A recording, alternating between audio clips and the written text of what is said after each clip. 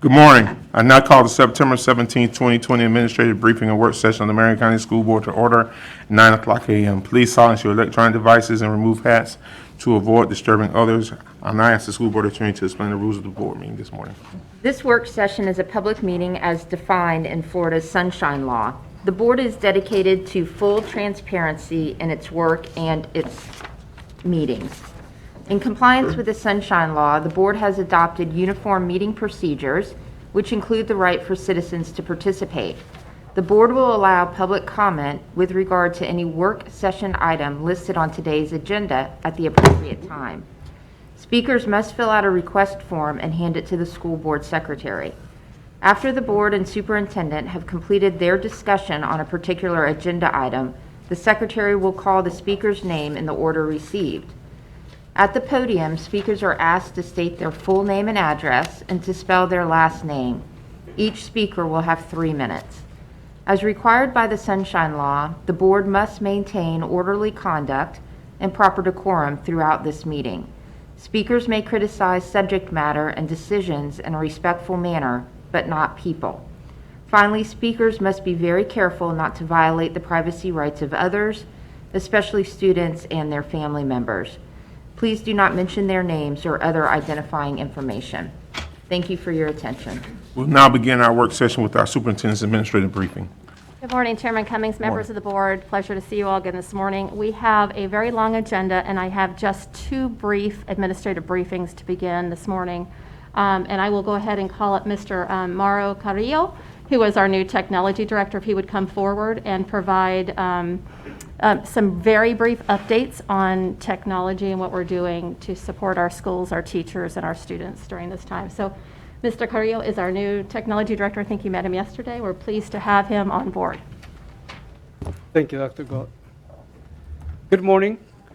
And first of all, I would like to thank you for this opportunity for me to provide you with some updates regarding technology-related items that our team has been diligently working on the past couple of weeks. I would also like to introduce Mr. Ed Beers, who oversees our data center operations, infrastructure, and telecommunications, in case there are some additional questions. At this point, I'll go ahead and get right to it. The first topic we'd like to bring up is some updates regarding Microsoft Teams. And there's several items that we've been working on, and we have been able to successfully test different policies to put safeguards around the chat feature inside Teams. We're also testing being able to use content filtering to block the use of foul language within chats. The other item also that we've been working on is the large gallery view, which we received an update from Microsoft that they will be releasing a feature update in October to address the issue with enabling the large gallery view inside Microsoft Teams.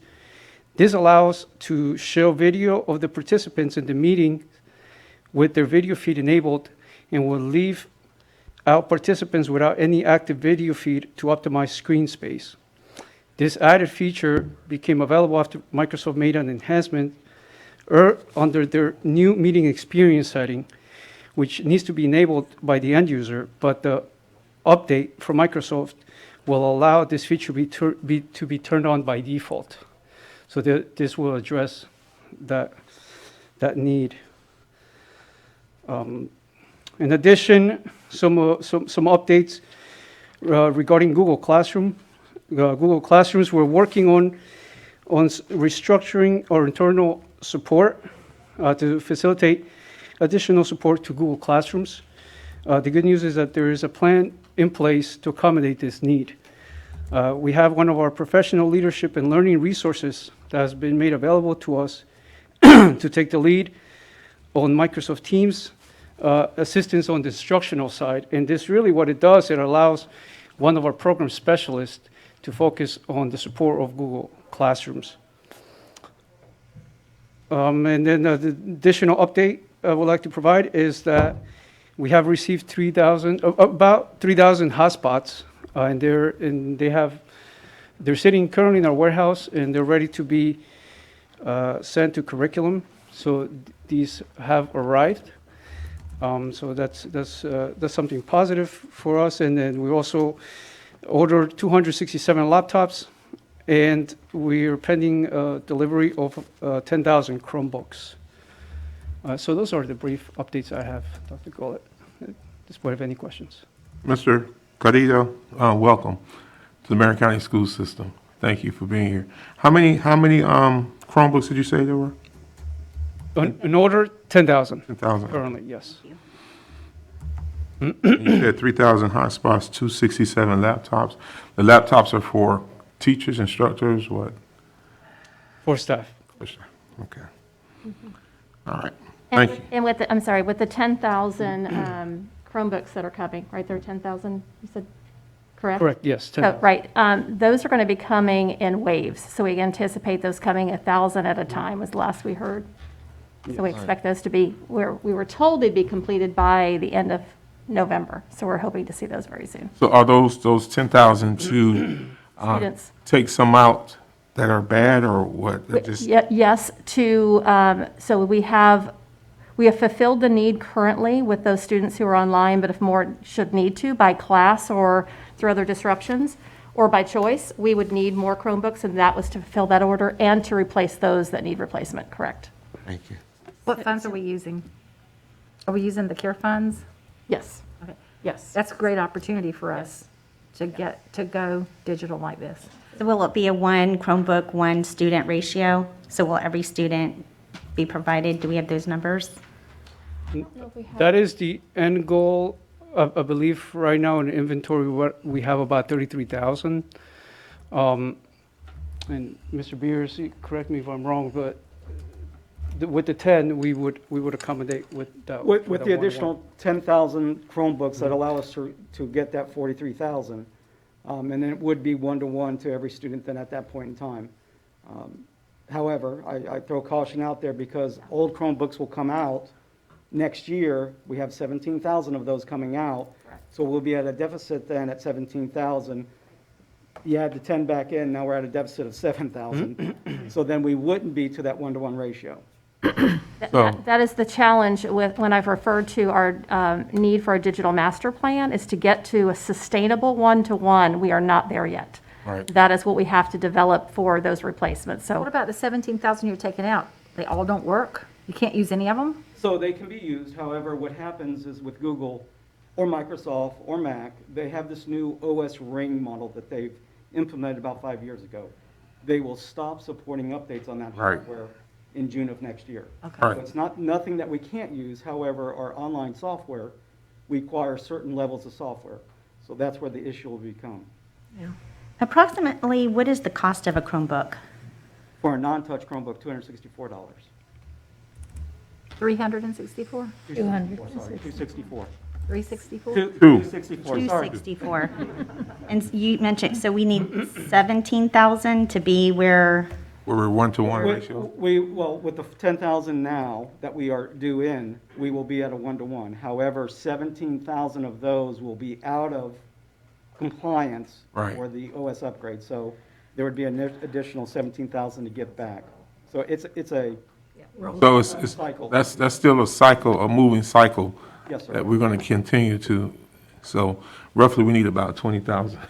So that's why the 20,000 Chromebooks. digital master plan is so Right. important, so that we can continue to, as we recycle out with the master plan, then we can cycle back in. But it's, right now, there is no plan in place for it. yeah, we need to work on that. And for a couple of reasons. Right now, we're in the middle of a pandemic, so if we were to close down, I think that's important. But the other reason is we're in 2020, and we're technology everywhere. I mean, these children were born with technology, and teachers need that in the classrooms too. I think that would be something very important for us to focus on. Correct, because even if 100% of our students were a brick and mortar right now, we would still want the capability to utilize that technology in the Yes, classroom, and that's why we need to right. get I ahead of mean, this. I think Right. that at this stage in, That has to You be a know. goal of the district, that we are at one-to-one Yeah.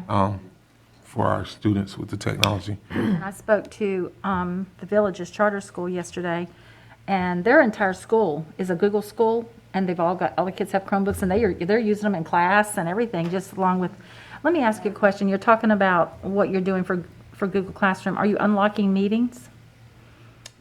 That is the end goal, for us to facilitate full functionality. I'm going to talk about this later. I'm going to talk about this in my board concerns, but I wanted to ask that question. That I know we haven't really had an IT person for a while, and everybody's just been kind of winging it, and so I needed to know that. Thank you. So you are planning on unlocking it? I believe, yes, that is the end goal. Like, when's that going to happen? What's the end goal? Well, there are some things that we would like to test on our side, being that it has been disabled for such a long period for And it's several amazing months. that it has. So we would like to just have a refresh on what additional features have been implemented, what enhancements have been done, made to make sure our staff is, it's comfortable was it supporting e- it and updating our documentation, that sort of thing. Was it ever unlocked, or has it always been locked? Was there a time that it wasn't? No, it's always been locked. Back in the day, way Google came to our district is the Chromebooks. So we set up that infrastructure to support the Chromebooks for students in the classroom.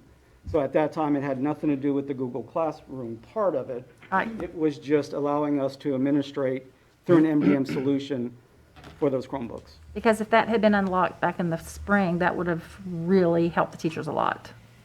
They're telling me now. Okay, thank you. I have a question. We had some problems with teachers being able to control the microphones, I believe on Microsoft Teams, not being able to turn off the mics. Have we solved that, Ed, so that, So it's not a setting that we have currently available to us, Microsoft. So this is a national issue. correct? They are getting feedback from everybody throughout the globe, basically. Okay. And that is one of the key items that they have keyed on and said, hey, they are developing a way, again, it has to do with privacy, so we can't just allow people to turn off or turn on the mic to eavesdrop. However, they want the ability to lock it in a condition and then unlock it so that the students can then Okay. unmute their mic. So But Google they are Classroom, aware of that and developing. Google Classroom, they can mute. Right, you can Teachers still can do it in mute. Teams, and you can do it in Google Classroom, but you can't control it. They can Again, it has unmute to do with themselves. privacy. You can mute it, then the student can unmute it. What they're Right. looking to is to lock it so they can't. Now, I was unmute it. told that the teachers on Google Classroom can mute it, can get them muted and leave it. School can't, the kids can't unmute them, is what I was told. We'll have to look at We'll that. have to test that. We'll have to look at that. Again, That's why they like Google Classroom, because they can mute it, and the student can't undo what they did, is what I was told. I don't know. And, listen, thank you guys, for what, I was glad to hear that they're making some strides to update some of these things. As I shared with you guys yesterday, I actually witnessed where one of these chats were hijacked by some kids, and put some profane things out there, so, but that was on a Zoom platform. Is there any updates as far as Zoom? Because I know some of our staff are still using Zoom. Is there so anything? we currently, so Zoom is not controlled by us, it's controlled by the Zoom headquarters in the cloud. And basically all of them are. So again, Right. a lot of these collaboration platforms were developed for business needs in the very beginning. Exactly. Only over the current last 18 months have Google Education. Classroom and Microsoft Teams have begun to shift into the educational space. So they're all still developing this. So it's not one is better than the other. It's just that when we look at one, we have to look at all the features as it's available to us as a district and put our process and policies in place to support that. Now, what I understand is if you unlock Google Meet, they don't need Zoom. I don't know. Well, it's a collaborative platform, so again, it's a conferencing platform, so if, it would have to But be they a can, choice. with Google Meet, they can do a lot of things that they can't do now that they're using Zoom for, is what teachers tell me, that are very techy. If it's talking about video conferencing, they all have the same capabilities. And if they're talking about audio conferencing, they all have the same capabilities. I would have to know what they are talking about, that one is preferred over the other. And sometimes it's just preference. All right. So maybe they ought to have a conversation with Mr. Beers They about ought to their have some concern. conversations with the teachers. Has there been conversations with the principals? Or are they just upset. I mean, are they just coming So- to board members and not having conversations with their principals and those that can really solve the problem? Yes, I think you speak to that. You met yesterday with principals, correct? Yes, there was a meeting late yesterday afternoon with the principals to kind of talk about some of those challenges and things. Try to identify what teachers are using, which platform for us to be able to truly get a better grasp on, who's using what and be able to support it more efficiently. So, yes. Thank you. there was a And that's exactly what should happen. Right, right. Because not only is technology evolving, our teachers are evolving in their skill set in being able to use it, and some are definitely, more able to use it effectively than others. So that's the training piece to help the teachers catch up. And I'm all about the one-to-one. I think Citrus County, we were at a conference last year in Citrus County, I think, but they're much smaller, was at a one-to-one even last year. But I feel like a little bit of a caution too, because in the end, I firmly believe it's more about the teacher than it is about the machine. Absolutely. Yeah. The other thing I was glad to see when you said that, hear you say something about these hot spots that are coming in. I talked to the superintendent earlier this week concerning those hot spots. I know we kind of started school behind, but also I asked the question, which brand of hot spots are we getting? Because there are some issues with Sprint/T-Mobile hotspots. I kind of been around looking at them. The Sprint ones are at best sorry. They're sorry. I'm just saying it that way. And they are. That's the best thing. There's a little bit of general operation of Right. hotspots. And The ones that we're getting now are supporting the 5G efforts Okay. that are going on nationwide, which will give better performance, better Right. bandwidth, and Right. better distancing. Right, and the T-Mobile ones are better, so you're gonna have some people trying to bring back to get the better ones, because those other ones are definitely poor. Even the superintendent said she was using one, and it was sorry. That's the best word I can say right now. Oh, sorry. So, but thank you for getting those in, so. I have one more question for him. Every week, one of us recites our motto, that students are first. And the teachers are getting a lot of training on Microsoft Teams. We have to think about what's user-friendly for the parents, because that's what really matters at this point, what we're doing right now, the phase that we're in. And I'm telling you, parents are telling me Microsoft Teams is not user-friendly. Teachers are telling me that. And it's going to come home to roost, I think, if they do testing in the state, when we've got so many students online and the parents can't figure out the technology because they can't go to class. They can't go take special classes like the teachers can take. They need something they're familiar with, or that's easier to travel through. So I want you to look and see whether Google Classroom or Microsoft Teams, somebody come to an opinion as to which one is most user-friendly for these parents. I think it depends who you Yeah, ask. so Yeah. I can Because assure you that our there's team no is sites. manning the service desk, and we're funneling those phone calls from parents. So my team members, I know for sure, are walking those parents through, and sometimes it's a grandma, and they've never touched technology. And sometimes it's the home technology that is lacking, and not the system itself. So there's two different things, and unfortunately, it's hard to help them with their home network because there's just so many different types and so many supports. The routers, the firewalls, and they have to be configured properly. The bandwidth is important too. So, if they're running something low bandwidth and they're planning to do high definition video conferencing, it's not going to work. It's going to buffer. And I use the example, Netflix, Sling, they have a buffering service. They pour money into that to make sure the customer service is acceptable. But they'll even tell you, hey, there's a limit. You have to have at least so much meg download speed to get that experience level. So And some of that we can't control. that is correct. Some of that is controlled by the carriers and what's being sent out from the line. So some of those things, we will never have control over that. Am I correct? Yes, sir. Right. Well, I know I get calls about this, a lot of calls about this. They call me and they go, Miss Stacy, you're the one we call. We want you to speak for us. That the teachers are finding Microsoft not as user-friendly. I think it, and like Ms. King just said, we hear from both sides, okay? It would be very simple to run a SurveyMonkey to the teachers and say, which do you prefer? Somebody needs to go to the trenches and talk to the boots on the ground, because I don't think we can just operate on hearsay.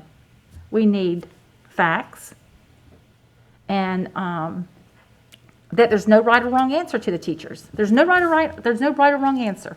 You just tell us what you prefer. Boom. You could do it in 24 hours and have results back in 48 hours, from just look at those who care are going to answer. Those who makes a difference are going to be the ones that answer. Everybody's not. But my goodness, they poll political figures with 400 people in the whole nation and say this is what the poll is. I'm sure we could get enough teachers to determine what the preference is here. And I'd sure like for somebody to do that instead of operating on, the unicorns out there. Well, this is what we think, this is what we feel. Let's just get some facts, okay? Thank you.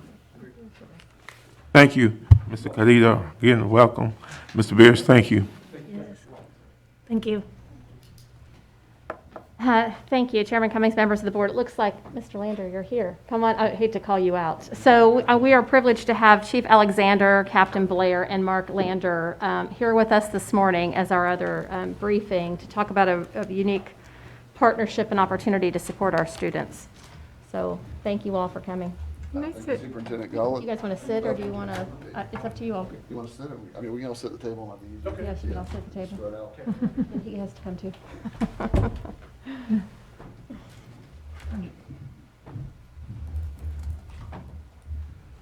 Good morning, board members.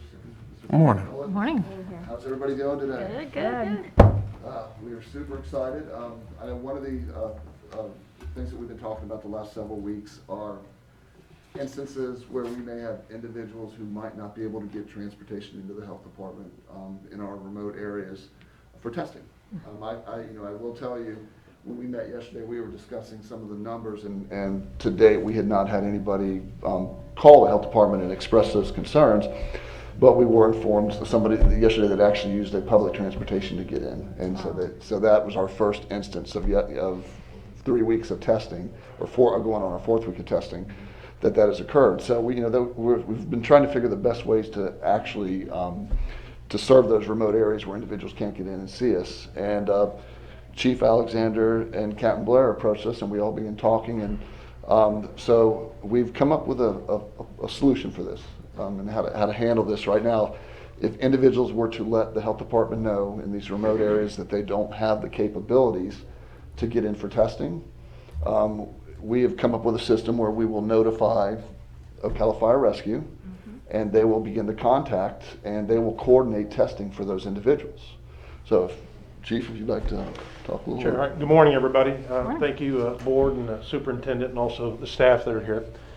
We have partnered with the Department of Health throughout this pandemic with providing service to the community. Even with Eric Cummings, the area he represents, we have partnered with him with going out into the community, setting up testing sites, and or going to people's homes if they're wheelchair bound, they don't have transportation, whatever the situation is. So it's not Ocala Fire Rescue doing it, it's through the Department of Health. It'll be the same process where anybody that needs testing would go through them, and then for special circumstances, they would reach out and contact us. Another portion that it's important to us is you have about 20 schools inside the city limits. Ocala Fire partners with the school system with a number of things. We want to be able to service those schools. We want to be able to service those neighborhoods for testing them, and then also knowing who's suffering from any conditions so that we can treat them and keep an eye on them and be able to serve your students, your teachers, your staff. Predominantly within the city, and then also if we need to go outside of that to outlying areas, we're prepared to do all that. And I'd just like to add that this is something that you all have perfected through our hepatitis A program, as well as moving into the pandemic. We've worked together for, over several years now in doing projects just like this. And I think it's definitely going to benefit our school, our children, our families in the community. I'm glad to hear this collaboration.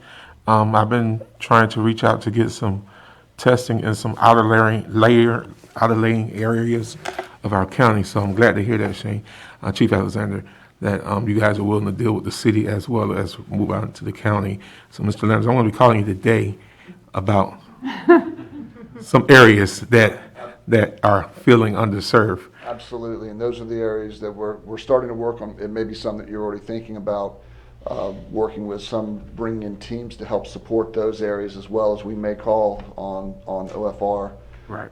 for added support. But yeah, there are several areas that we're working on getting out to, potential for like weekend testings and situations like that. Right, because it's still needed.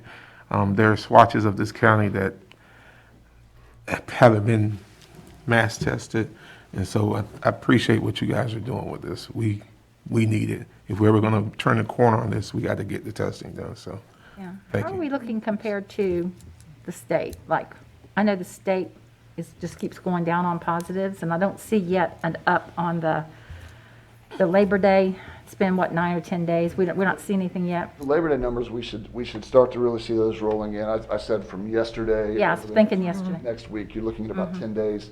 10 to 14 is when 'Cause the I was- start will come in, and we'll see them for an additional. Yeah, I was looking 7. at 4th of July, and it came in at like 8 days. You saw the See spike. the spike after certain holidays. I mean, we've been very fortunate with positivity rate over the past several weeks. We did the report to the Board of County Commission on Tuesday morning, and this was the 3rd week in a row where we've seen our positivity rate below 10%. It was the 4 weeks ago, it was just a little above 10, then it was a little above 8, and then it was last week, it was around, I think it was 5.7, and then about 5.9. Are you taking the prison numbers out, or are you doing just the community? The prison numbers are in the overall rate, which is still around 13.3. But taking that out. But the numbers that we're looking at don't include, that those are only weekly numbers, is what I'm giving you. I'm giving you the overall positivity rate from March 20th till September 17th is around 13.3, 13.4 somewhere. That's counting the prison. That's counting the prison. I think if we talked about moving our correctional numbers out, we looked at it at one point because you have to move the negatives and the positives at the same time. And I think it was about a 3 to 4% reduction in rate. So I mean, that would put us somewhere around 10, just a little below, if we were to remove those out. But we keep those in because it's consistency with what the state is doing. The good news is this week has started off now, but here we are to Wednesday's numbers. We were looking. I think we've had 40, 20, and 40, and a 2% day and a couple 4% days. So our positivity rates are continuing to go down, but let's see what happens now. We could see a short spike depending upon the precautions that everybody took during Labor Day weekend. I have a question for you on following the numbers. I spoke to someone in DeSantis's office a couple weeks ago about the numbers in the state, like the overall state numbers on the deaths.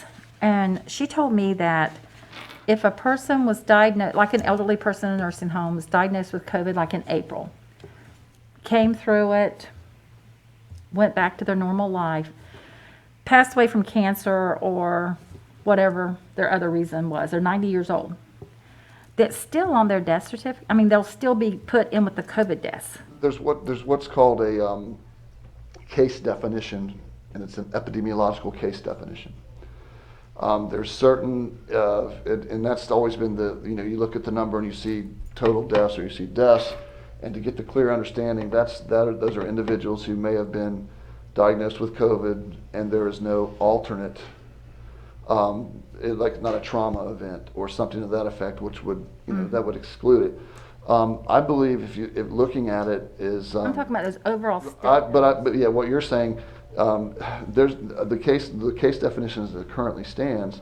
If somebody may have been diagnosed with COVID, but if they've recovered, they've recovered, and if on the death certificate it says, it could say that they had COVID, but unless it's one of an underlying health condition or treated condition, it's not going to be counted. And here's, you know, we're working, I used the term yesterday, we're working with provisional numbers. And what I mean by that is they're constantly being reviewed.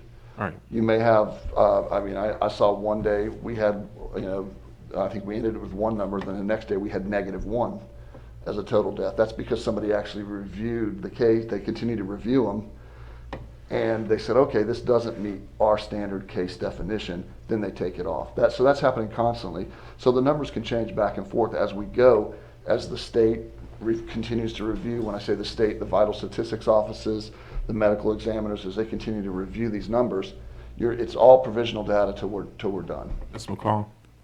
I just want to say thank you. I have worked with Mr. Lander and Chief Alexander on several initiatives. And what I love is that the silos that used to be established in our community are beginning to break down.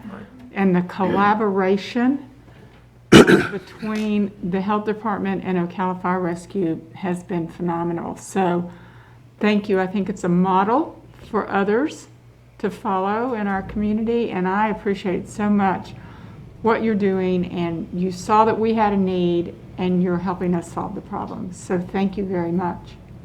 Ms. Thor? I agree. Terrific collaboration. And this is really where the work matters, you know, right in our own communities. So I can't thank you enough. So I would like to mention, if I could, real quick, so we're on statewide calls with all the fire chiefs, and there are some health departments in the state that won't even communicate with their fire departments. That's amazing.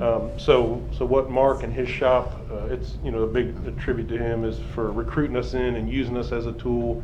And then we should also mention Marion County Fire Rescue. If we were to get overwhelmed by this, there's a good chance they'll step in. Good. I'm glad to hear Yes. So the reason we're here, but in the city limits, we have a fire station and a paramedic and an EMT within 5 miles of every single person in the city of Ocala. Wow. And we're not just firemen. Our guys are EMTs and paramedics. This is why it's easy for us to give out hepatitis A shots or give a swab test. And we're really leveraging that for everything that we can in the community. And the Marion County Fire Rescue say they're not within 5 miles, but like if you have a school that's an hour out in the East Marion County, there's a fire station relatively close to that. And just to build on that, and you know, I think I've talked about my 30 years at the health department and multiple health departments. It makes our job a lot easier when you have partners who come to you and say, we got an idea, what do you think? What can we do? And that makes our job a lot easier. So it's Chief Alexander and Captain Blair have really, over the last couple of years. So kind of help me with this new collaboration. I won't say new collaboration, just this new idea. How would a person, how would you walk me through this real quickly? How, if I was out in the Alariah area and I needed, If you call in, that's our standard number that we call, when individuals, when they're sent home with their paperwork, okay, it says call, you know, the 644, 2109? 2590 number. Call that number to schedule an appointment, you know, because we want them, we tell them on specific days, this is when Right. you would come into the health department. If we receive that call and the individual says, I just can't come in for testing, I can't make it in for testing, we've got their names and their name and number, we take that number and we transmit it to Ocala Fire Rescue with the contact information. We let the individual know someone will be reaching out to you from Ocala Fire Rescue to schedule a testing, whether it's a testing at a specific site where there'll be multiple individuals that may need testing, or Right. Yeah. So we tried to make it the same process. Nothing has changed. Right. Mark's shop will be able to say, go to the pavilion, come here. You have special needs, kick it over to us. So as far as access or entry into it, nothing has changed. It's the same. Okay. So it'll be a call to us, a transfer to OFR for setting up the, These tests are no cost. these tests are no cost. And then they will be, it's going to the same labs that we're doing right now. Right. Those tests will come back to us, and then we will ship them off to the state lab. And I know I reported the numbers yesterday. I think the first week of testing, we said we had 98% that came back within 2 days. There was 3 out of 151 that didn't. The last 2 weeks, we are at 100% for, it was 202 samples 2 weeks ago and 132 last week, and all were reported back to us within that 2-day period. There may have been some that we notified on day 3 because they came back late on day 2. But it's a very good turnaround so far the first 3 weeks from the state lab. Two things, or if that doesn't work, you can just text me. I'm just kidding. When we- I got your text number. Everybody else don't have that number. So I shouldn't give him my cell phone? Another capability that we have coming is Abbott Tester. Right. Here in the next few weeks, we should be able to have 15-minute results. Oh, that's And there's some caveats with that. You have to purchase the test strips and scheduling, things like that, but it's going to increase our capabilities where we're not having to wait days. Do you need a machine? I'm sorry? Do you need a machine? We're waiting on the machine. It's not as simple as here's the machine. You have to pre-purchase strips, they track it, who gives the test, so there are a lot of control measures to it. Is it a PCR test? It's, Yes. yes. That's why Captain Blair is here. I would, Yeah, it's a rapid PCR test that takes anywhere from 2 to 14, 15 minutes, depending upon the positivity or not, so. Yeah. You know, that's kind of a grant we had in Orlando a couple months ago. But how will we read them? I mean, at the school said in 15 minutes, will they come like, or, the process won't change. It'll be informed to the Department of Health. They'll track positives, negatives. but you'll have the machines at the Department of Health? No, they're machines. Yeah. The city of Ocala has purchased them, initially for our employees and for service to the city. We'll have a fixed unit at our new headquarters station. We'll have a portable unit where we can go out and do testing. So, but for our kids, how is that going to help if they have to go to these places and? Because you're gonna have them call the same, Right. nothing changes with But your if the health process. department doesn't have the reader, you're going to have to read it for them then. And we're going to inform them. They'll have all the information coming through to them. They'll So know the instead of you negative. mailing it to the state or what you've been doing to Jacksonville? Instead of sending the sample to the state, what will happen is OFR will, if it's a positive, OFR contacts us, there's a lab, it'll be basically like a sample submission comes to us. We treat that as the positive, we do the contact tracing. No, what I'm saying is, my question is, they'll still be swabbed by you. They're gonna be swabbed by, it's the same process, like right now, OFR is gonna be, Ocala Fire Rescue will be going out and swabbing, transmitting the sample to us. There's just no sample transmission now because the sample is collected on site and You're tested. going to go to our schools? Say that again? So you're going to go to our schools to get the test? We're going to try to serve the schools in any way Right. possible. Somebody will call the number. If they can come in, if they're in the city, they'll go to the pavilion, they'll go to the health department. If they have special circumstances, and not to overcommit, but if you have an entire school that need 200 people tested, we'll go out there and set up a tent in the drive-through where the kids get picked up and they can drive through, sign the liability form, we'll swab them right there in their car. They can go home and we'll provide the test. If you have somebody that's wheelchair bound, they don't have transportation, we'll go to their home and swab them. And any results will go through the health department, the same as it has for the last. But our kids will still call the number at the health department to get lined up for the test, and then you will send them to them, or? If they cannot transmit into the health department, but No, I mean for the instant, for the Abbott. right now, for the Abbott, we're gonna wait till we get the machine in and then establish the process for that, because When's the machine coming? They told us September. Yeah. this is what you're finding is a lot of these machines are out. We've talked about other counties that are getting them. It's the same situation. They've been ordered, waiting for them to come in. Then the next piece, as we talked about, is the supplies and getting the supplies. A lot of these are being purchased across the state. So, but it's going to be a process that I think if we look at it at first, I think it would be great to use in a remote location. We really want to pilot it and look at and run like a piloting of it in these remote locations. And if it's something that, because it's not like you can do I have 40 kids that just showed up at a school, or I'm taking 40 kids out that are all sick. Not that would happen at one time, we because just now you're send them all talking, home every day. but you're talking about a test that you can run for an hour on. So, That's what I'm trying to find out, like, Yeah. what's the capacity to run these? Like, because we're sending home 100 kids in a day in the county, right? So let's say, So we don't know yet. Yeah. Once we get the unit here, we'll figure all that out. and you're only going to have one unit? We're going to have a mobile unit and the stationary unit? So, currently, I think that what the great thing about this is, like I said, this is going to get us out to the areas where it's going to provide additional access to other individuals Right. who may not get tested. Right. That may be the people that we ask the question, hey, we sent home 400 people, only 300 got tested. Was it because 100 maybe went to the private lab, or we don't know those numbers because we're not getting the call in saying I can't get there, but there may have been 10 or 15 people that we just can't get you in there, you're going to be out. Well, now they need to know, or now they will know, that if you have a situation like that, don't feel like you're stuck at home. You call that number and your resource will be supplied. And you guys are addressing an issue that's a real issue that's in the county. We have people that are getting sent home, and they're saying, they told me I have to be home for 14 days. I'll just stay home for 14 days. Yeah. And I'm not testing.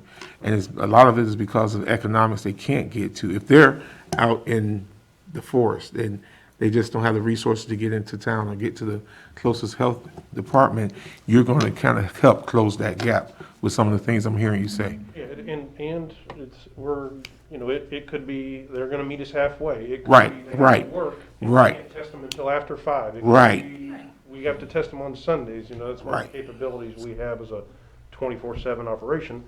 It'll be up to the health department to manage all of that. It's just an additional capability. Another resource that I appreciate because you're closing the gap. You're closing the gap on this thing. And Shane, I do, Chief Alexander, appreciate it because you, and Captain Blair, you guys, the first test I got because I called you guys and, you were testing and we set up something in West Ocala. And I was driving down the street and I saw the site. I said, hey, what I need to do in there? So it's like, turn around and go there now.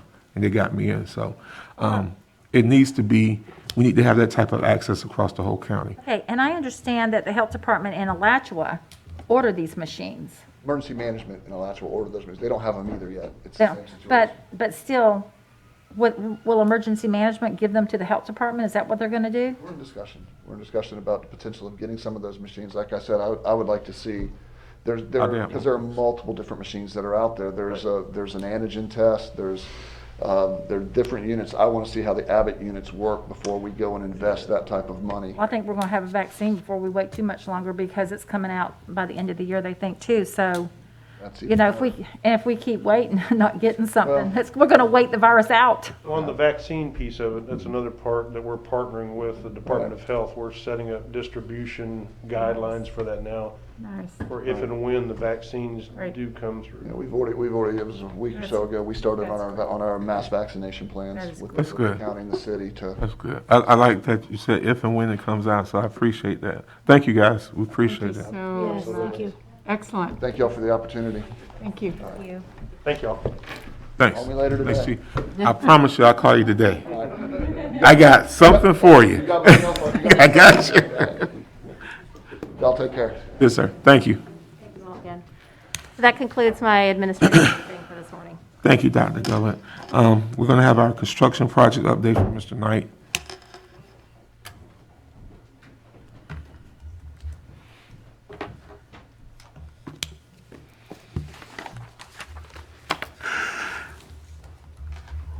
All right, good morning, ladies and gentlemen Morning. of the board and Mrs. Martinez Lopez.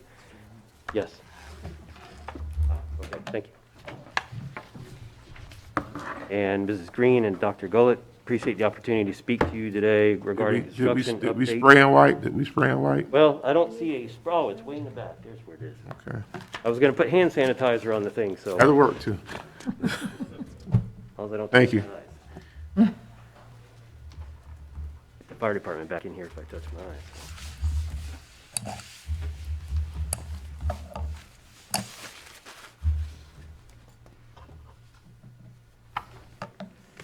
All right, good morning again. So, I'm going to give you a construction update on the various design and construction projects. I'm going to refrain from speaking about North Marion High School because at the end of this presentation, I'll be giving you an update not only on the plans, but on the entire project as it relates to the Phase 3 drawings. So you should have a handout entitled Facilities Department Projects Monthly Updates. It's a multi-page document. There's not a PowerPoint for this, so I'll take you quickly through each page, focusing on the highlights of each page. And some of these projects are in reconciliation or closeout phase, which simply means that we're in a position where we're getting with the finance department and closing out any unspent monies so that those dollars are appropriately accounted for. And to begin with, first two projects are generator installation. The work was done some time ago. They're in the closeout phase. This was part of a grant, so it's a matter of closing out the grant appropriately and providing the updated information. Next two projects, there's a hurricane study, which is also complete. That affected Bellevue Middle School, and that's been sent to the appropriate parties within the district so that the state can comment and decide whether they have funds for us to harden the gymnasium at that school. And we have not heard back as of today's date. Bellevue Santos Elementary, we completed the 3 air conditioning replacements that are there. There is a budget item and a current 5-year work program to continue work at that school into this school year. And so that project, phase 1 is over with, and phase 2 will be the next part to replace 3 more air handlers at that school. We'll move over to the second page. And the highlights here are district-wide fencing. There are 2 different security grants that are out there, one that came in 17-18 fiscal year and the other in 18-19 fiscal year. The bulk of 17-18 is used up. That's what covered most of the high school work that we did. And so now we've just completed College Park Elementary School's fencing. We are in the middle of East Marion Elementary School's fencing. And the next up is SPAR, which the price will be coming before the board I guess next week, and once approved, we'll be beginning that project. There are only 2 schools left that will have funding for in those 2 grants. One is Bellevue Middle School, we hope. We're in the middle of design on that one. We're almost done. We'll be pricing that one before long. And the very last school that will be affected by these 2 grants would be Stanton Worsdale Elementary School. That'll be the next one and last one to design, and then we'll price that one and see if the funds hold out to be able to complete that project. Once that's done, that'll be 8 more schools within these 2 grants that will be completed, and I think we're under 15 would be left to go as far as fencing for the entire district's schools, and we would be looking forward to the next grant to come along and take care of a few more. Great. District-wide hurricane enhancements, we expect plans by tomorrow for 2 projects, Saddlewood Elementary School and Westport High School. Saddlewood's getting new shutters on the windows. Westport High School is getting additional hardening on the envelope of the building. And once we get the plans in by tomorrow, we'll be in the final plan review process for those. And then it won't take much longer after that. We'll be in the pricing phase of that project. Those are also grants. Those are reimbursable grants. So which means that we front the money and then we get reimbursed by the state as the bills come in. District-wide storage is nearly complete. The power's on in those 2 buildings. These are 2 metal buildings that are under construction. And we're at about 95% complete on that. Denellen High School air handler, we have completed phase 1, which was the main chiller plant, all the piping in the school that affected the chill water plant, and all the air handlers. Phase 2, which takes care of inside the classrooms, will be priced this fall and will come before the board, and fingers crossed we have the funds to complete phase 2. Most likely that phase is going to be done in the summer next year. But we want to try to lock in and procure equipment this calendar year because typically in January you see an increase of pricing at the manufacturing plants as they start the new calendar year. So our goal is to try to procure that equipment, and it's taken longer to manufacture as well with the COVID situation. So we want to procure that in time for early spring and finish that project by the end of next summer. And then we'll move over to the very next page. Denellen High School has received a new greenhouse. That's part of the collaboration with the hospital group. And sidewalks have been constructed, and we're down to hooking up utilities and final grading, and then that project will be completed. Denellen Middle School, the covered walkways are complete. The lights are in. Everything was done before the students showed up, so that project is now moved into a closeout state. Evergreen Elementary, you may recall, we replaced the cooling tower some time ago, and the next phase is the air handler units. We've done all the piping, we've done all the cooling towers. The last piece of that project is the air handlers themselves. There's really not a great time to do it with students there, but we are going to try to make some headway in the late fall and into the spring to try to take pressure off what happens in the summer, just because we anticipate a heavy load going on next summer. And if we can procure all the units before any price increase in January, we want to go ahead and start putting them in one by one. Our building is receiving a major air conditioning upgrade, as well as risk management's building and the parts building and technical services. And we're about 80% on the entire campus. There's 3 major buildings getting air. I think I'm finally back in my office working out of boxes. We had to move out while all that work took place, and we're about 80% complete there. Last item on this page is Forest High School chiller replacement. A good example of how COVID affects the construction world. We were supposed to receive two major chill water units before June, and they're coming in mid-November. That's how far, I mean, when? mid-November. Probably the week before Thanksgiving, because that just seems like it'd be likely that things happen just before we have a holiday. And it's mostly because, just like some of the other manufacturers, Trane, who's building the equipment, had to shut down due to COVID. And they have three major product lines, or construction and manufacturing lines, and they had only one reopen by midsummer. And guess who was the biggest buyer of air conditioning related equipment? The federal government, because of all the sites and things that they had out there, the mobile sites, they needed air, so they were buying these units. And ours is in production, but it'll come in mid-November. The good news is that one of the three had already been replaced, and that was the worst one. The other two still have a little bit of life left in them, so we anticipate being able to get through this, and we'll replace them one by one, which will take us into the winter break in December, because it's days of crane work and days of welding, piping, and what have you for each unit. So we'll move over to the last page of the update. Harbor Elementary received its cooling tower. Everything is back in operation and complete. Liberty Middle School new generator. Finally, everything is squared away on that. This was a massive unit that was installed the size of an 18-wheeler times twice the height. And we had additional challenges in this job because we had 3 different transformers feeding the school, and 3 different power ratings, and 3 different transfer switches, plus 2 more that we had to add, and different polling. Generators of 4-pole, schools fed by 3-pole. Doesn't mean anything in this room, except it caused a lot of headaches and head scratching with both the engineers and the electricians. But as of September 11th, when we shut everything down and made the generator come on, everything came on like it was supposed to. And so it's in full operation, and it's actually in automatic standby mode as of September 11th, meaning if power went out for any reason, regardless of storm or somebody cutting power at a power pole down the street, it would come on its own. So Preston should be good. Yeah, I already received word, thank you, and like, oh, you don't need to thank me. It's, believe me, we're on that project site almost every single day, just because you take apart a 10-year-old system that has to bolt up to something that's engineered completely different. And there's always, something that you've got to. And that is a shelter site, correct? No, Oh, yes. I'm sorry? that's a shelter site. Yeah. Yes. Special needs. It's a special needs shelter site. So now, like I said, we tested it, we killed the power at the transformers, and the generator fired up like it's supposed to and ran the whole school. So, Thank you, it's in good shape. MTI replacement, there hasn't been much activity on this in a while, so there's really nothing to report. Of course, we no doubt got refocused when COVID-19 came to the forefront, but we're certainly open down the road if the board wants to readdress this when the budgets settle and all the voting is done on this fiscal year. We're certainly prepared. That and any talk on the district offices, we're prepared to come back to you when you decide to do that, to speak further with you. So there's, again, nothing really to speak of today. Robert, anyway. I'm glad to hear you say that, because we have had so much conversation around this and not pouring money into really old buildings. And so I'm glad to see that this is on there, and then continued conversation. Yes, I'll be happy through the channels, through the superintendent's office, however you want to do it. Be happy to come back to you when desired and speak to you further on that.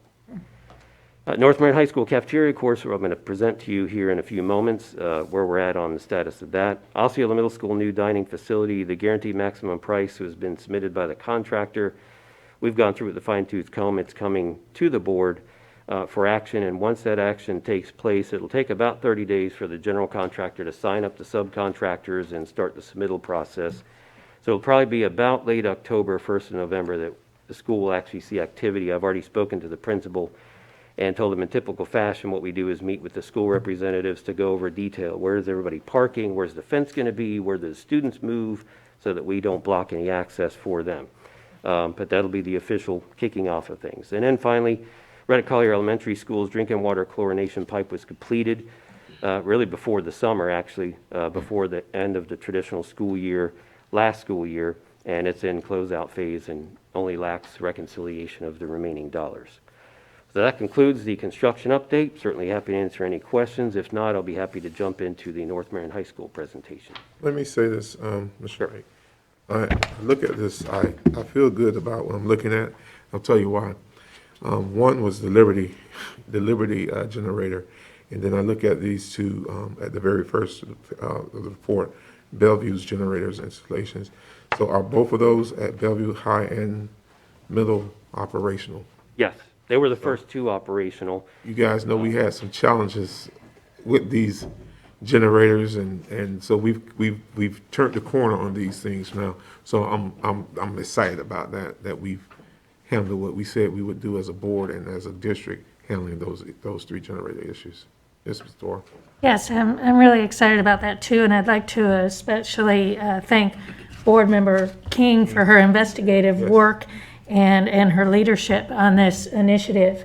It is something that is now very close to being completed, and it is incredibly reassuring to know that we are going to be available to the community for sheltering in a very, very important way and in a very professional way. So thank you, Ms. King. You're welcome. And I echo Ms. Thrower. Thank you, Ms. King. Thank you. Well, I want to thank Mr. Knight and Preston Bolin. He's not here.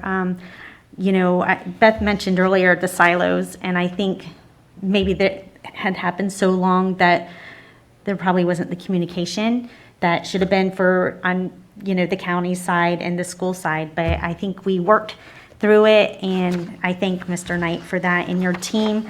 Also, I'm very pleased to see with Saddlewood, you guys have communicated, you understand there's that grant, and we're, you know, fixing the problem before a hurricane comes and I think this latches or whatever they were. So thank you, Mr. Knight, and please convey to your team also that we're I'll certainly appreciative. share that with them. They're the ones that are in the trenches every day. You know, I pop my head in all the time, of course. But these projects do take a lot of communication, a lot of collaboration, because there's so many, even within the school system, we have the finance department, the folks in federal grants Yes. that are procuring money and have to spend it a certain way and have to report that. And then we're in the trench, of course, putting it all together and having to communicate what we find in terms of pricing and how that gets done. So it is quite a bit of discussion, a lot of reporting, a lot of checking numbers back and forth. So I appreciate that. Thank you isn't necessary, but very much appreciated.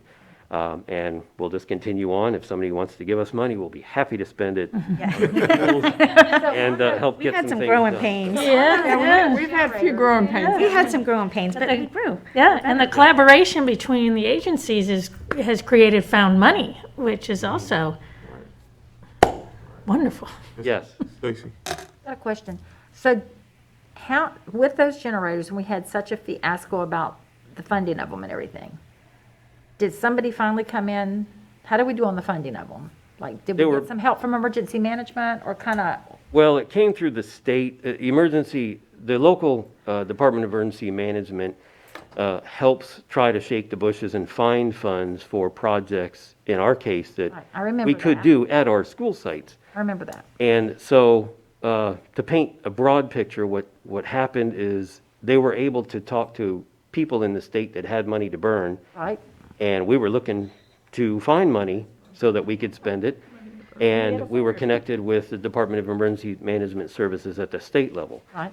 And so they had several $1 million set aside for hurricane enhancements. They don't buy you generators, but the two at Bellevue did get purchased through a grant. Okay. And that was a restart grant. After Hurricane Irma, the state tried to put money aside to I know help we school had all this districts get hoopla back to where they about were that. pre-hurricane.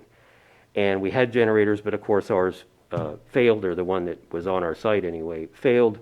And this was to recoup or recover from that. So different than Liberty. Liberty was strictly the school board of Marion County's decision, where we desire to put a generator there. Nobody's going to buy us one. We have some money in sales tax that we could authorize being used for Liberty. And that's what funded the Liberty project. So that one was not a grant. It was our own money that we collected some years ago through sales Now, tax my question is when we built the this. school.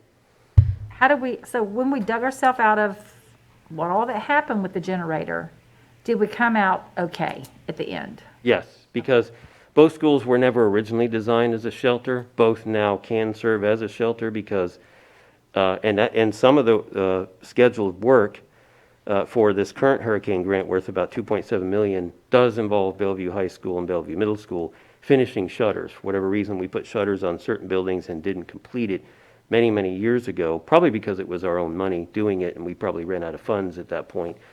And so between the hurricane retrofit grant and the grant that provided emergency power, that restart grant, we put 2 generators in. Each school has a generator, and then now we're going to have capability of putting additional shutters up to make the schools a shelter that they were So never we can originally thank designed Preston for. Boland for a ton of help on making this happen. Yeah, certainly he was helpful in getting us in touch with the state and helping us. I think we create probably some couldn't have pulled it communication. off without Absolutely. Preston Bowling. And so that's why these emergency management people are so important in their jobs. Because like right now, they're helping to get testing kits and they're helping to get stuff, through emergency management. And so that is a nice jewel that we have here Certainly. in Preston Bowling. Thank you. Right. And I do have a question. I'm not a mechanically inclined person, so I just had a simple question.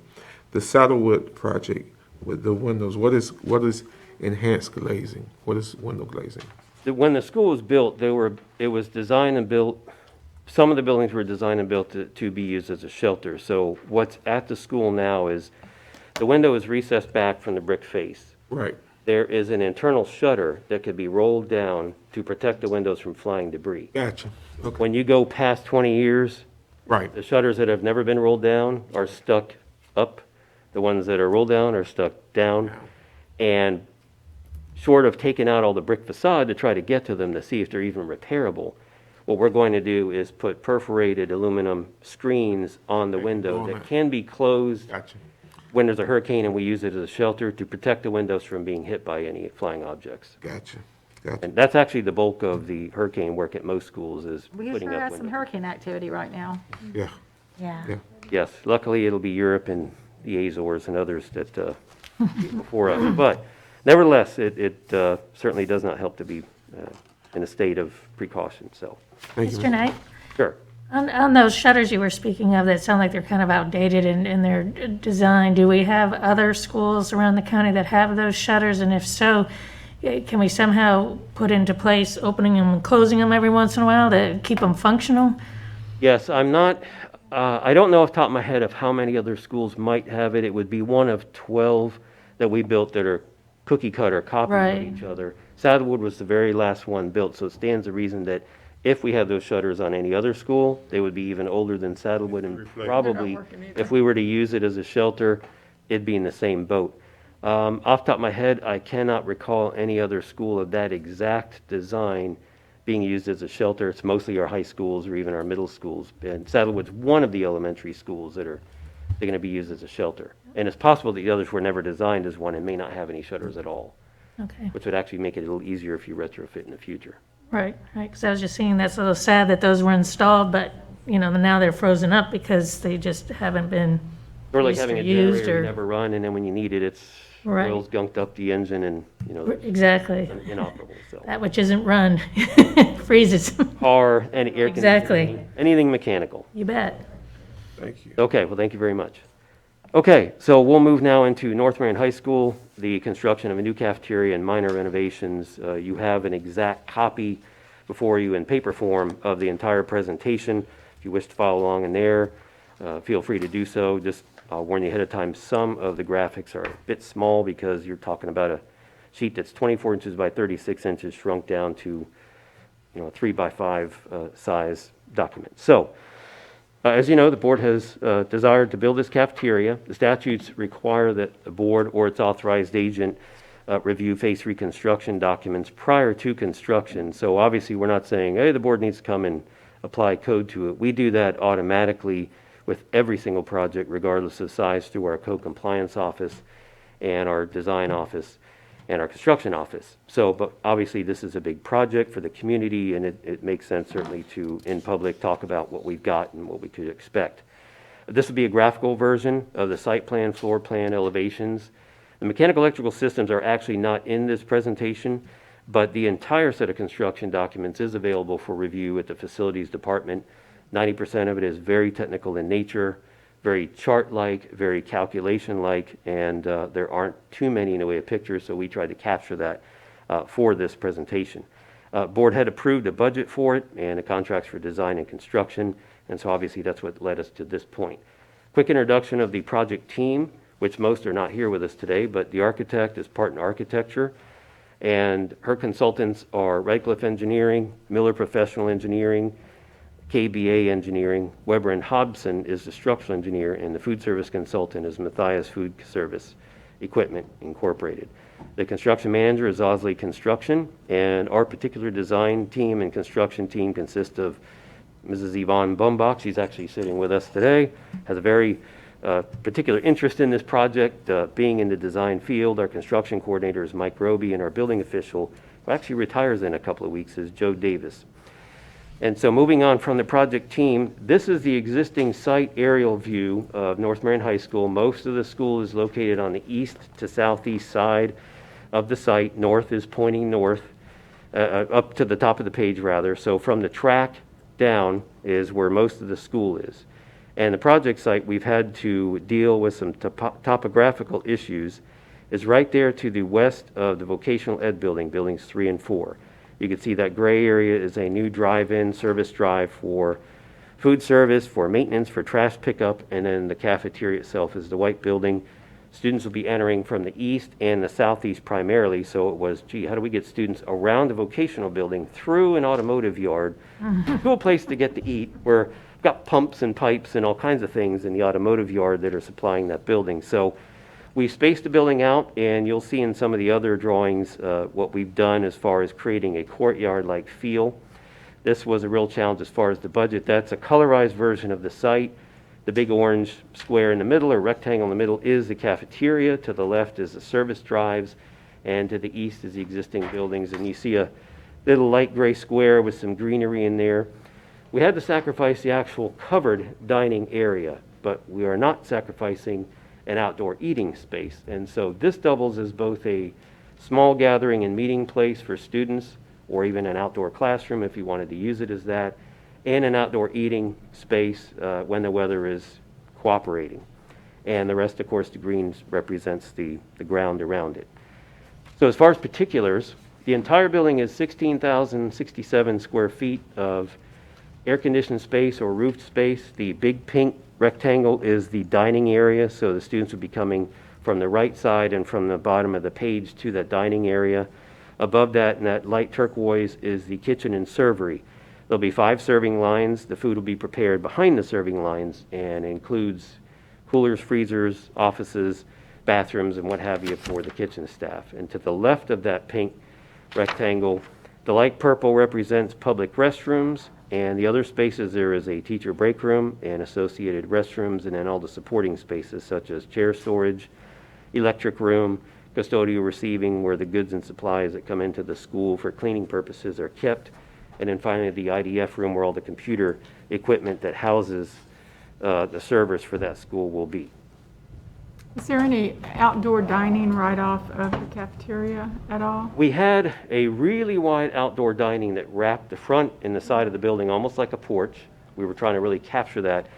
Unfortunately, due to the cost, what we had to do is shrink the width of it. Now, there's still some room. I'll go back a slide or two. There's still some room on the south and east sides to put a few tables, but we don't have a great deal of covered area for dining. So some people could eat outside when there's a light enough rain. What we anticipated is, because we had to concrete that section to the right of the cafeteria anyway, between the automotive building, we chopped it up, made some greenery spaces in there, and figured, well, if you put round tables with a pole in it that has an umbrella on it, that could suffice. And of course, if it's really bad, nobody's going outside to eat anyway when there's lightning. So there is an outdoor eating area. It's just not fully covered. Okay. And perhaps in the future, we might be able to do something for that. So moving past the floor plan of the building itself, there is some renovation work and remodeling work associated with this project.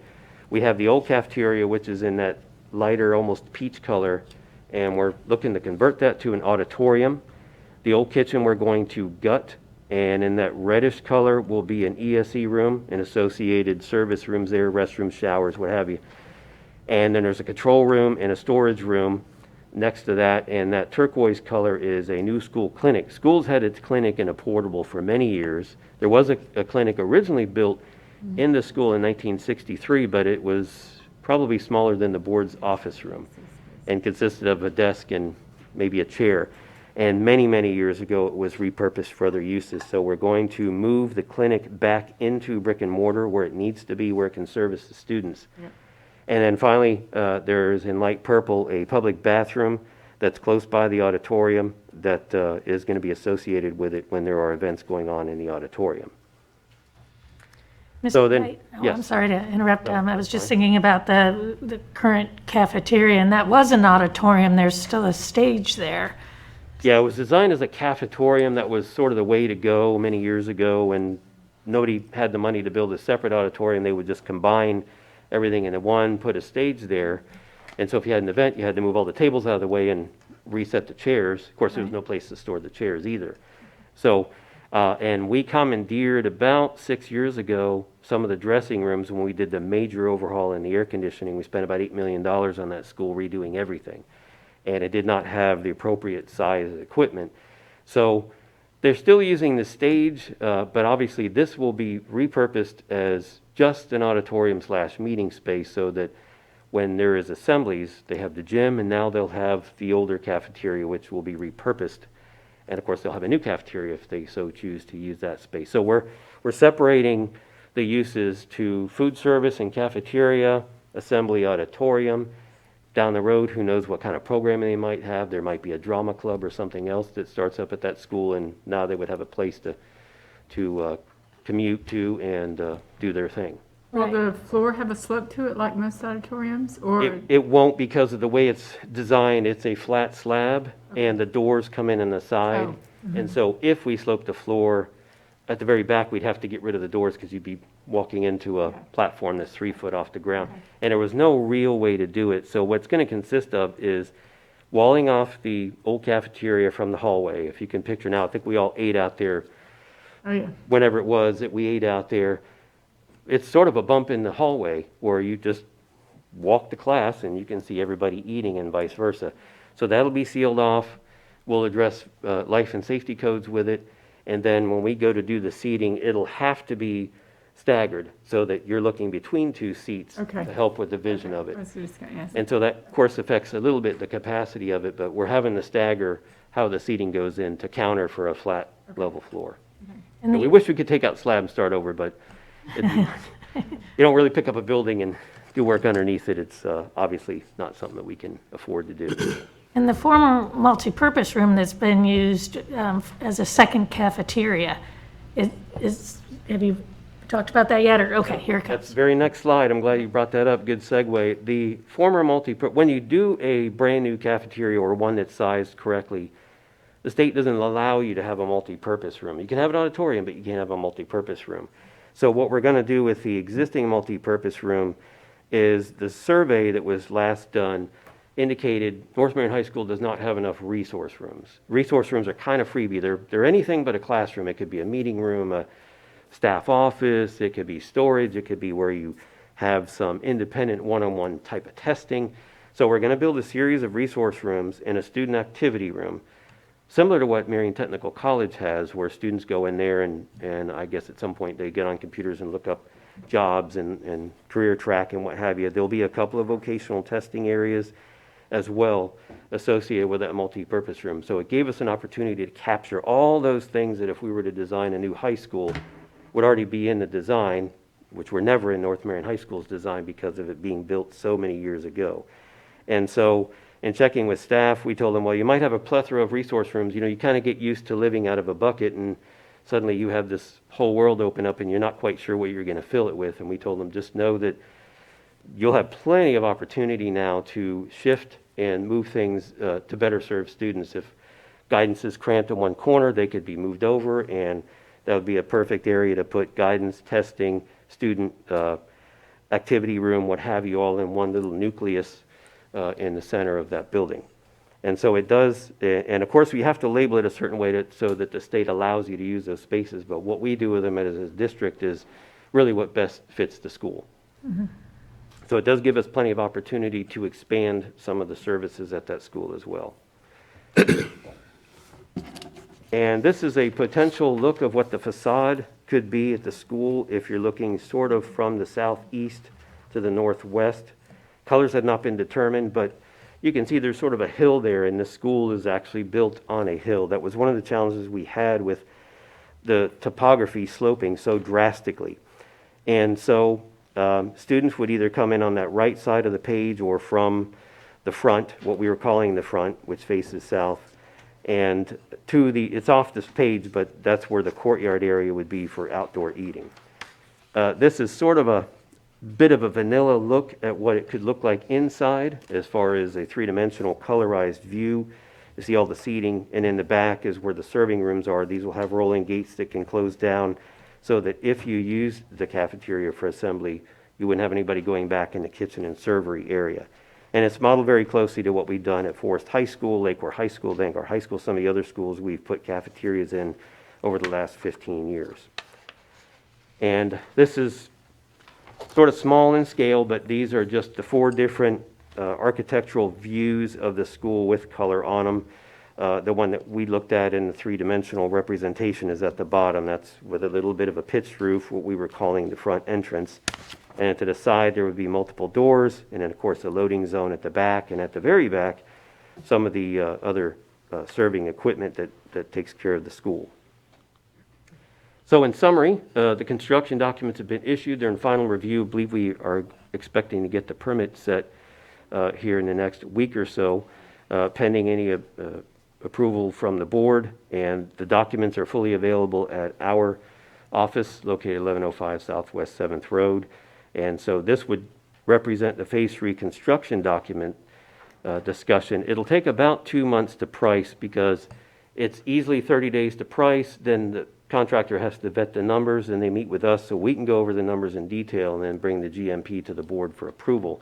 And then past that point, it'll take up to 2 months to sign up the subcontractors and get the submittals rolling. So we're looking at a construction schedule when we start of about 10 months for the cafeteria. We move the school into the new cafeteria, take out the old cafeteria and the old multi-purpose room, and it's roughly 4 months or so from that. So early prognosis, when would we start, when would we finish? Of course, everything is a little bit fluid now, but say that we get the pricing to the board by November, we would probably be underway as far as breaking ground by the 1st of January. And so October before we finish the new building, and then about 4 months after that, or about February or March of the following year before we finished all construction at the school. Once students are involved, it gets a little bit more precarious because we obviously have to think safety first, and we'll have to work those details out with the school. But the goal would be build a cafeteria, move all the folks over, gut the old cafeteria, get it where it needs to be, and then jump to the multi-purpose room and finish things out. So completion, spring 2022? Of everything, yes. Cafeteria by almost this time next year, and then completion of the entire project by the following spring, yes. And I think once everybody gets in the new cafeteria, they'll kind of forget a little bit about the construction work going on in the multipurpose. That tends to be the case, so. And with that, that concludes the presentation. Happy to answer any questions. If not, that's all I've got for you this morning. I just want to know if Kelly's happy. Are you happy? All right, thank you. It's a great day. I'm having a great day at work today. But also, when I think about this, I also remember Bobby James. He was started this way before I did, and so just to kind of follow it through, I'm sure makes him happy, and it makes us happy. So, thank you very much, sir. Absolutely. Great, thank you. Glad to be Thank you, part Ms. of Knight. it. Any public comment? I have just a I'm sorry. real quick questions. How many students is the new cafeteria expected to be able to accommodate? It's about 7,000 square feet. I don't know if it actually has the capacity there. Yvonne, what was the final number we came with? Just under 500? Just under 500 students at any given time. Because you got to design actually bigger than you really need to account for, well, 5 to 6 feet of it's going to be walkway. Then you got to look at the fire code, and you have to egress so many people at each door.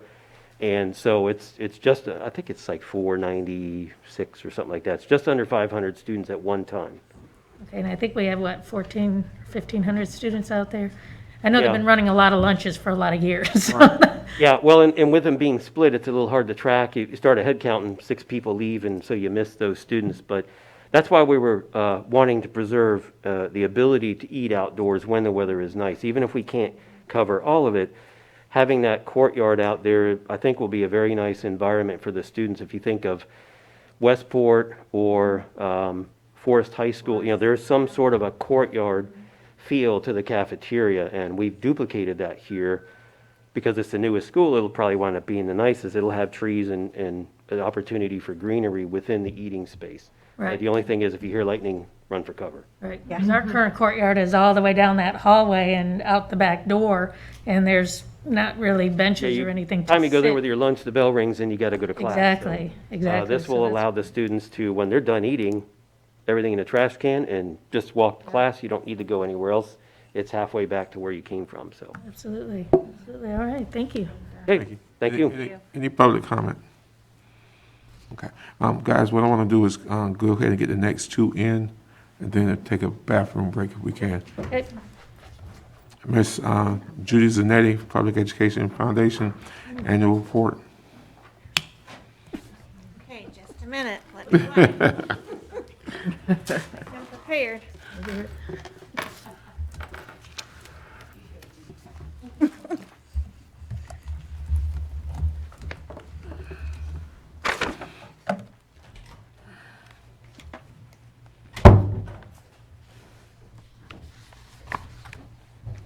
And good morning, everyone. I appreciate your time this morning. I know you're very busy. And you know that once a year I come and give you an update on what is happening at the Public Education Foundation of Marion County. In November, I will have been at the foundation for 8 years, and prior to that, I was an elected school board member for 8 years. And during my 8 years on the school board, we never once heard from the Public Education Foundation, never once got an update or knew what was going on, so it's very important to me that I share with you what's happening. So let's see if we can. Okay, so last year we started school just a little earlier than this, with no idea, of course, what was coming our way.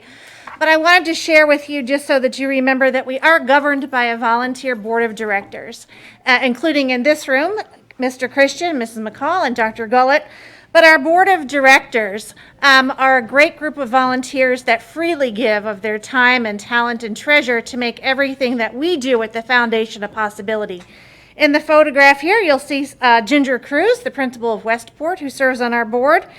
This is obviously a small sampling of our board members. And in the green shirt is Wally Wagner, who this year is our board president. At the beginning of the school year last year, our board members took time to reflect on why they served. And so the one that I chose to share with you this morning is by Samantha Ralba, and she chooses to be a board member because she wants to give back to the schools that gave so much to her. And Samantha lives and works in Marion County, and she is an attorney here, and a graduate, of course, of Marion County Public Schools. You are familiar with our Grants for Great Ideas program, and last year we funded a little over $113,000 in grants. The pictures that we have here are a rocket program at N.H. Jones, Dr. N.H. Jones Elementary, and the Ag program at North Marion High School. We've also funded lots of Chromebooks, ebooks, classroom libraries, smart boards, gardens, robotics programs, training for teachers with the scientists at IHMC, field trips, and more. And earlier on, I went running out of here to catch up with the technology guys, because we just received our grant applications from this year, and we got quite a few for Chromebooks. So I had a few Chromebook questions. Our Tools for Teaching program. Last year, we gave out $750,000 in free materials through that program. An average teacher shopping trip was valued at $84, and our teachers can shop with us once a month. So last year we gave out over 10,000 books and 100,000 pencils and 6,000 journals that were made for us by the women in the Marion County Correctional Facility. They have a program called Crafts with Conviction, and they make us tote bags, aprons, journals, and bulletin board material. Our Take Stock in Children program. Last year, we provided $360,000 in Florida prepaid scholarships to our graduates. We have expanded that program so we are not just focused on the 200 high school students in our program, but support our 8th graders when they are brought into our program in the spring of the 8th grade year. And we have expanded our support to those that are in college or in their post-secondary. So 415 students were served last year with 178 volunteer mentors. You can see that last year our volunteers amassed 3,384 mentoring sessions. You've seen lots of school business partners coming up here. So last year, our school business partner program provided a little over $118,000 in unrestricted income to our schools. And we welcomed 15 new business partners last year. So some were the one and only partner to a school, some doubled up, and some schools have more than one partner. We have not done recognitions of new business partners since we closed in March, but we're coming back. We'll be seeing you soon. So we have some to celebrate from the spring and some brand new partners that we'll bring to you as well. Ms. Denny, how many Yes, ma'am. schools do not have partners? It changes every day, but I think as of today, we are at 6. And I can send you all that list. We just signed Signature Brands, which will be partnering with Marion Technical Institute. E1 will be the second business partner for Saddlewood. We just signed them. And I believe, hopefully by the end of this week, we'll have a partner for Sunrise Elementary. And Ms. Zanetti, Yes, sir. what is required for a business to be a partner? So the business partnership, the cost of that is $3,000 a year. It's been $3,000 a year for probably 30 years, right, Beth?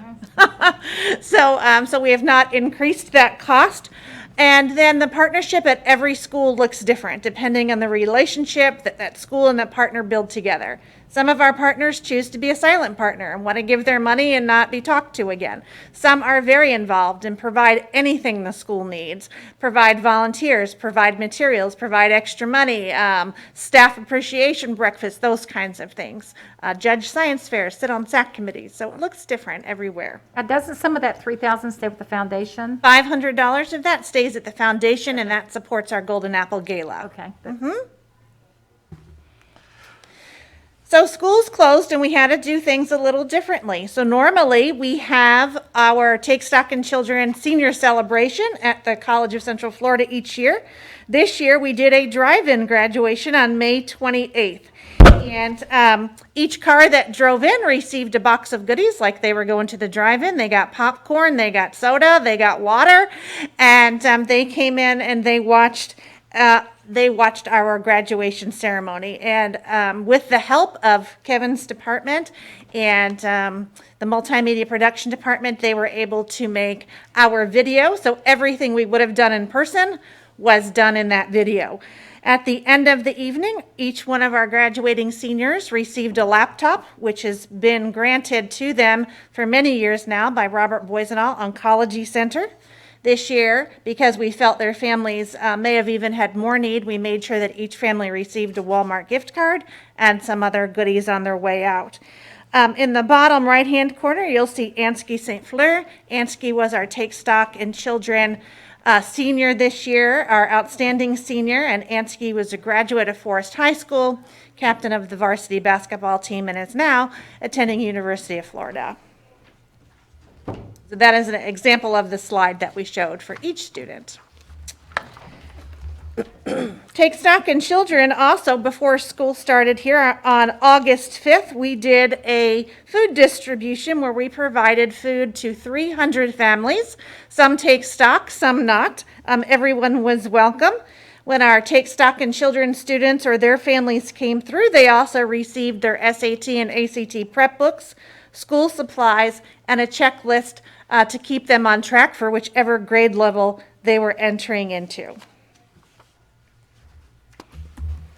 In March, when schools closed, with Take Stock in Children closed as well.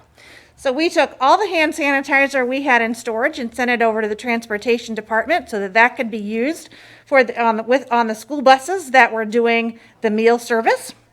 And we took school supplies and packed them up and we delivered them to schools so that they could go home with students as they were getting meals. We delivered to child care centers, to the Ed Krosky Center, to the Boys and Girls Club, and we distributed $121,000 in school supplies in March. Again, since Tools for Teaching was closed, we chose to do something for teacher appreciation in May. And on May 6th, 7th, and 8th, we held what we called a pop and drop. The teachers pulled up, they popped their trunks, and we dropped a bag in. So we served 675 teachers in those 3 days, providing them bags of school supplies and hygiene items. And our sponsor for that event was Florida Credit Union. We also did a food distribution in Fort McCoy on June 17th, and we served 500 families that day. They were provided food for at least a week, and we also provided summer fun kits. You can see a photo of that in on the left-hand side, so that students had some activities to do over the summer. And I know that Reverend Cummings did a lot of food distributions as well, and he was in Denellen a lot, so we headed out to Fort McCoy. Normally, we do a back-to-school teacher resource fair, and we can have 500 to 1,000 teachers in the Thelma Parker Center, so that wasn't going to happen this year. So we did another pop and drop on July 29th and 30th, and we served 900 teachers in those 2 days.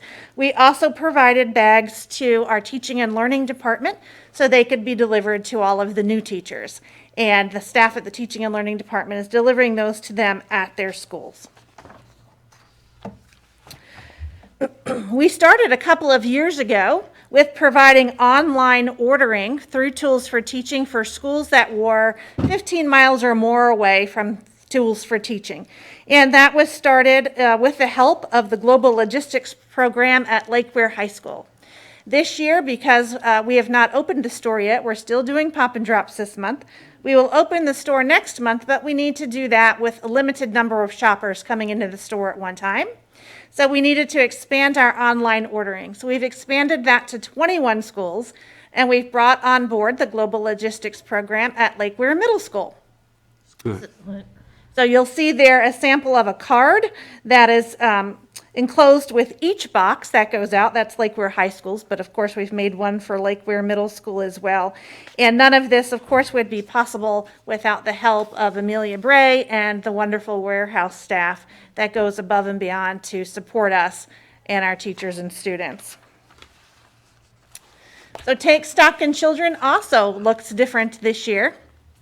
So all of our mentoring is done virtually this year. So we have 4 part-time employees in Take Stock in Children, and one of them part-time is 4 hours a day, so pretty part-time.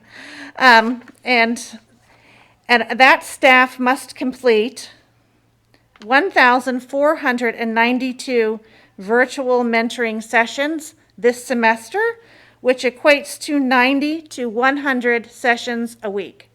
So we start mentoring at 7:30 in the morning and continue to 7:30 in the evening, depending on the day of the week and the mentor and the student schedule. It's quite complex to schedule since some students are distance learning, some students are learning on campus. If you are a school district employee and you are mentoring, then your student is at school, you can mentor them at school. But the majority of all of our students are getting their Take Stock coaching sessions and mentoring sessions at home.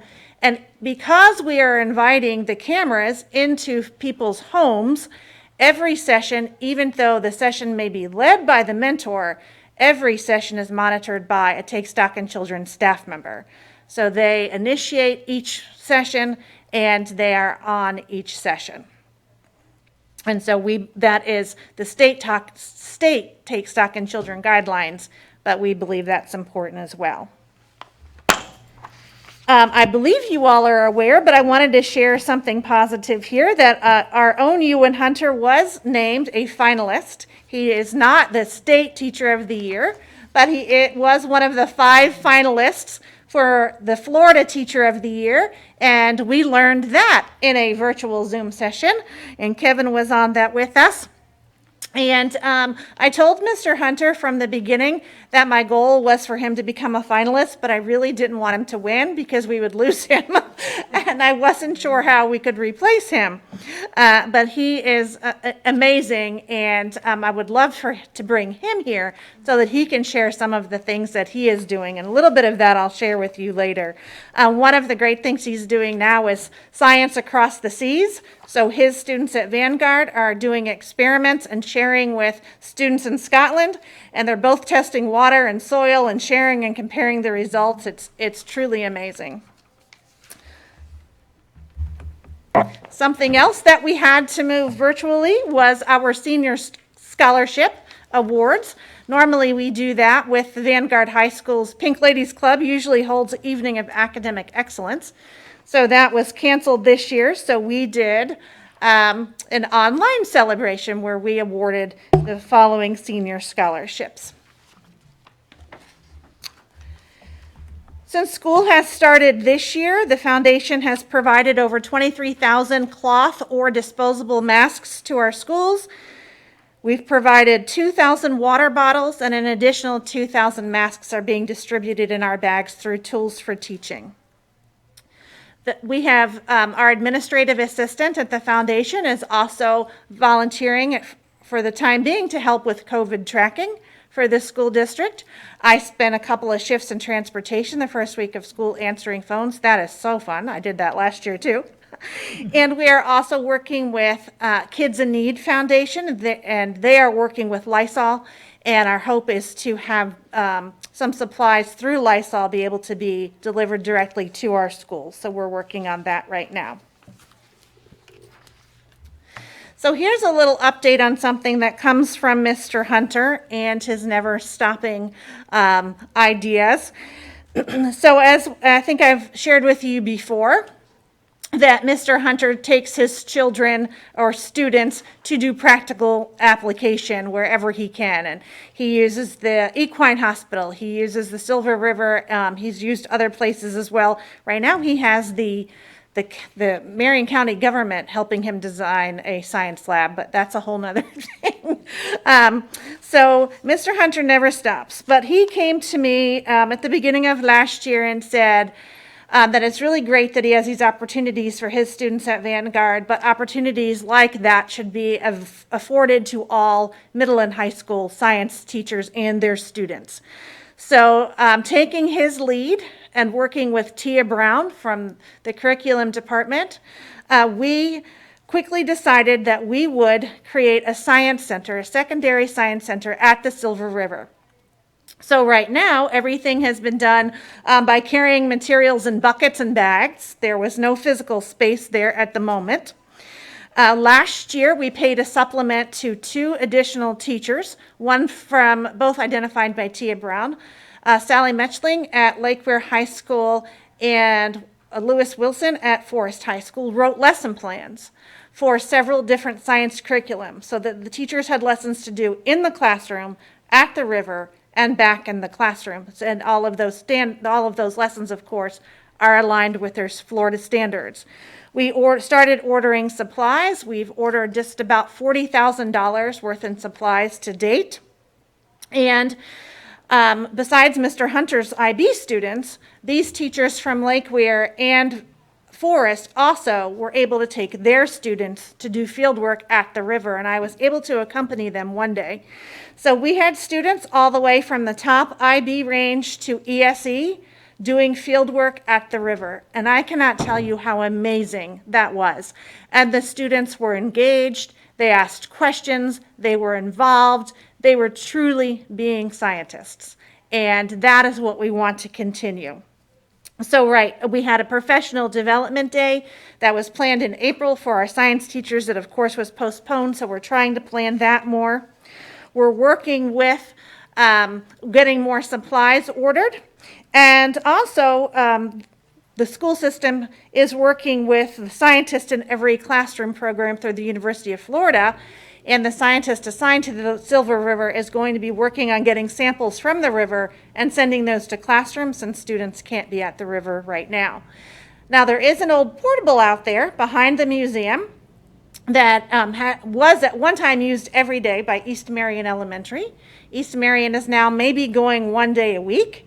So they're going to share that portable with our middle and high school students. So we need to get an extra sink, and we need to get some internet and a telephone and different flooring, because apparently you can't spill chemicals on whatever floor is in there. Most of all this I don't understand. I just know it needs to be funded and done. So that is what we are working on at the Silver River. As I believe you are aware, we are ranked as one of the top 25 education foundations in the nation, something that my board of directors and my staff are incredibly proud of. We were also last year awarded with this Certificate of Foundations of Excellence through the Consortium of Florida Education Foundations. Our Take Stock in Children program, year after year, earns the gold level program status, which is incredibly difficult to do. They need to score 100% on their balanced scorecard, which is not an easy task at all.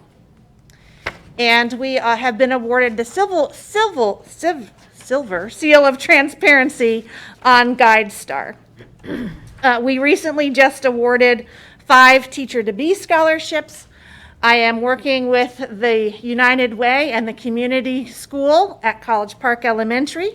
We work closely with Kira Shafty and the Teaching and Learning Department to do things for new teachers, and we'll be hosting some new teacher events and tools for teaching next year. But the foundation, as you can see, with the help of our funders and our staff and our volunteers, we do good things. We can host a really great breakfast, luncheon, gala, dinner. We can do all of that. But what our goal really should be, and what we want it to be, is to eventually be able to align with your strategic plan. Our goal should be to work hand in hand with you, and our strategic plan should be aligned. I've had a great working relationship with Mr. Vianello for quite a long time. Dr. Gullett and I have a standing meeting once a month, and I know that we're going to be able to get there. And so I'm excited to be able to take this to the next level and to be able to support your work in many different ways. So thank you again for the time. Thank you, Ms. Zanetti. Thank you. Always thank you for what you guys do. We appreciate it. Any public comment? I'd like to thank you too, Ms. Zanetti. You do support our work in so many ways. I mean, your fingerprints are everywhere, and it's so appreciated. I'm especially excited about the online ordering. You know, to me, that's just Amazon, Marion County Public Schools style. Kind of it goes right into the way people are conducting business right now and getting supplies, and I know that really helps teachers that are in outlying areas that just don't have the time or can't seem to find the time to get into the store. So thank you so much. And of course, a lot of credit for that not only goes to the teachers, but to your career technical education department. That's made that possible. Yep, great partnership. Ms. Stacy? I'd like to say thanks. You know, I hear people say, oh, the foundation reaches just this handful of people and helps a handful of kids. But I'd like to say, if you're that handful that's reached, you are very, very thankful. So, you know, we might not be able to reach everyone, but those that we reach are very fortunate. So thank you for what you do. Thank you. And I want to say, I was fortunate to, at the last board meeting, and Dr. Gullett was there, and so was Kevin, hear what the Take Stock and Children's staff is doing with their Zoom meetings and the coaching of our Take Stock kids. It is absolutely amazing. I don't know when those ladies sleep, because I had the privilege of serving as a guest mentor on an early morning session and then on a late evening session, and there's a staff member there for all of it. They're very well done. One of the good things that comes out of these Zoom meetings is when we talk about getting eyes on our kids, and you know that our Take Stock children are at-risk children, and they are those kids. I think it's probably the best dropout prevention program in the state, that have the potential but maybe have not been guided in the right way. But they're able to get a glimpse into their homes, and they've been able to fulfill some needs because of those glimpses into those homes that they otherwise maybe would not have known. So, I think there's opportunity that comes out of every crisis. And I think one of the opportunities we've had with Take Stock in Children is really getting a glimpse into some of our kids' home lives that we have not had before. So it has been amazing what they have done and really stayed in touch with their kids. I am truly in awe of what they've done. And when school closed, we had a couple of Take Stock students we couldn't find. We had heard rumor that one was working at Walmart, and Diana went right to Walmart, tracked her down at her cash register. So they do what they have to do. And over this summer, it's not normally a time when we mentor. It's not a requirement of our program. We continued virtually mentoring our students all summer. Because we felt it was important to keep making that connection, and socially and emotionally, we knew our students needed that. Our students were asking for more of that, and we also had Melissa Kiner, Beth McCall, other great people from the school district that could get on the call and provide different perspectives and answer questions and talk about what school might look like in the fall and help our students through some of that anxiety that they were experiencing. Yeah, that's what you call putting students first. Yes. You guys Yeah, are absolutely. good stewards of that. Thank you. Okay, thank you all. Thank you. And I've wiped. So, Ms. Beck, you don't need to wipe. Student progression plan, Ms. Beck and Mr. McAteer.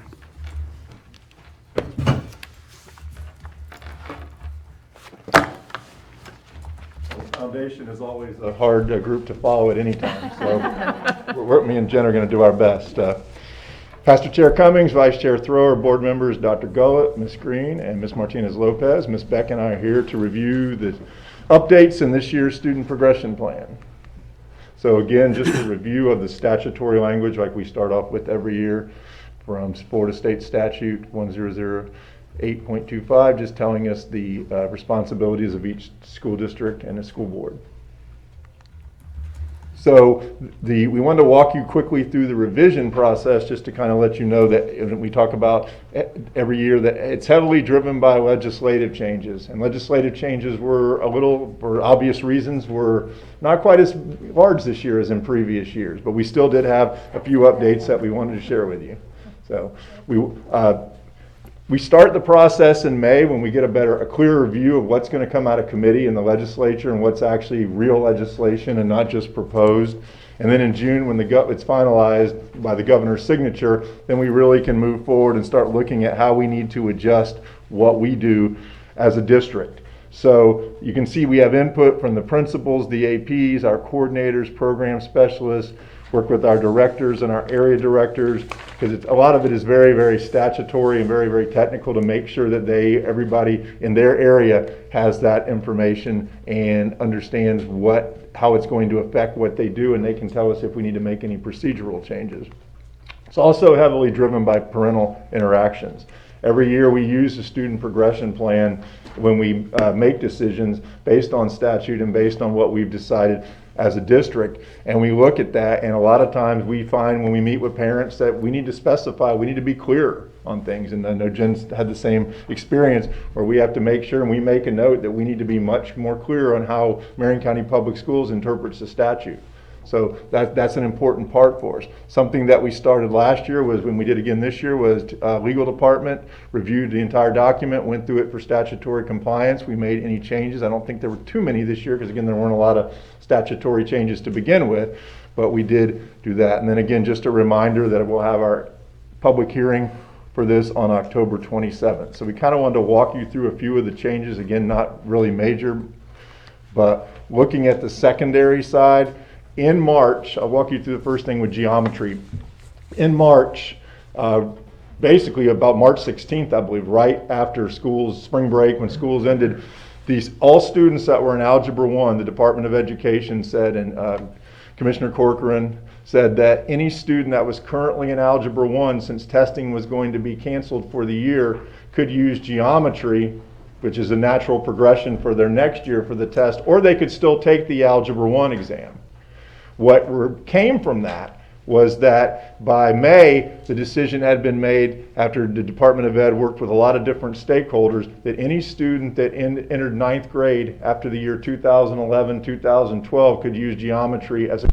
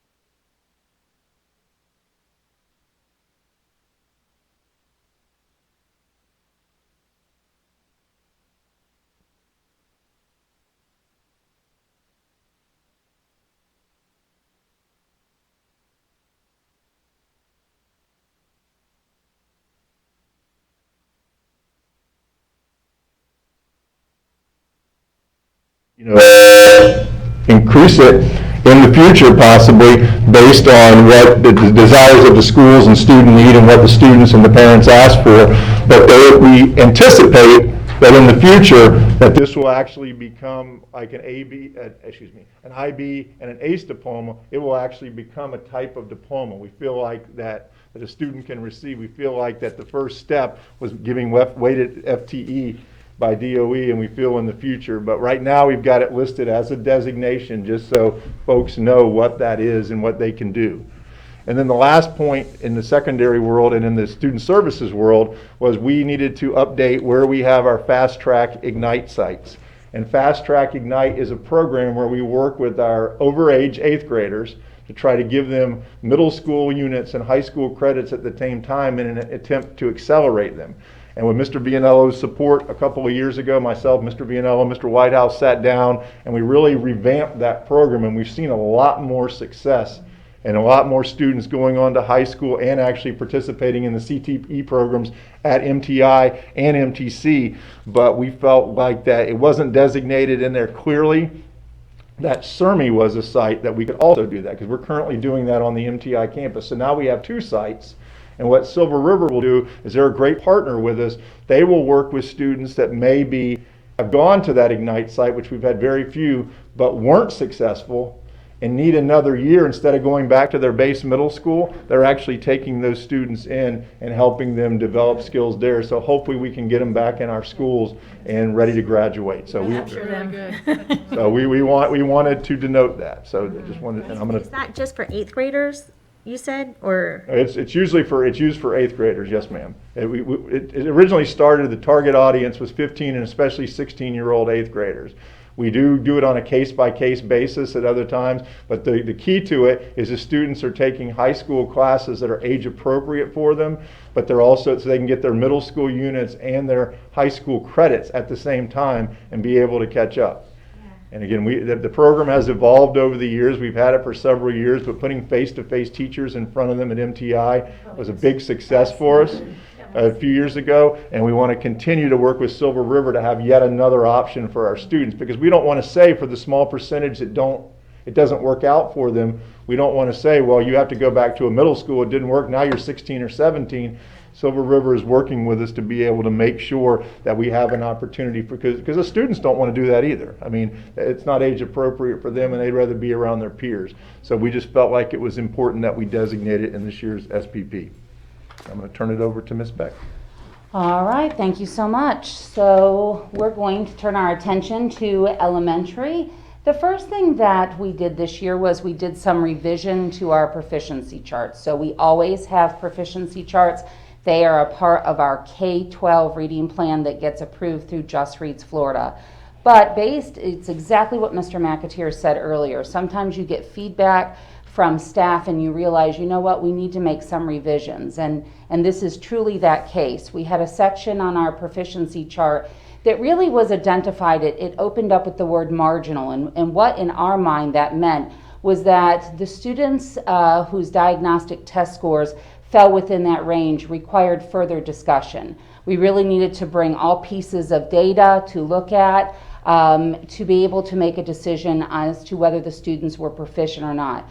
Unfortunately, that was misinterpreted as that we could have students that were marginally proficient. And in our eyes, and Just Reads Florida's eyes, there is no marginally proficient. You are either proficient and on grade level, or you are not proficient and you require intervention support. And so we have clarified that section so that we have taken the gray out of that area on the chart. These charts are used very heavily by our administrators and teachers. Right now they are in the process of holding what we call PMP meetings. They're essentially progress monitoring meetings where they're talking about students 3 times a year, and that's where these charts would really come up because they are completing their diagnostic assessment. The other big update that we made this year was we are required by statute to have a CEL documentation, which stands for Academically Challenging Curriculum to Enhance Learning. We have that for each grade level, but really over the last couple of years, we've really strengthened our partnership with secondary. It does help that we all are in the same space together. And so we can work very collaboratively together. And one of the things that we have realized is that we needed to do some updating specifically to 5th grade. So there is an opportunity, again, there is very specific data that is in place if a family is looking to course accelerate a student or to whole grade accelerate a student. But in this case, in 5th grade, we always have had the opportunity for a student to be able to course accelerate using virtual, whether that's Marion Virtual, Florida Virtual. Unfortunately, what we did have in our document was mid-year grade promotion.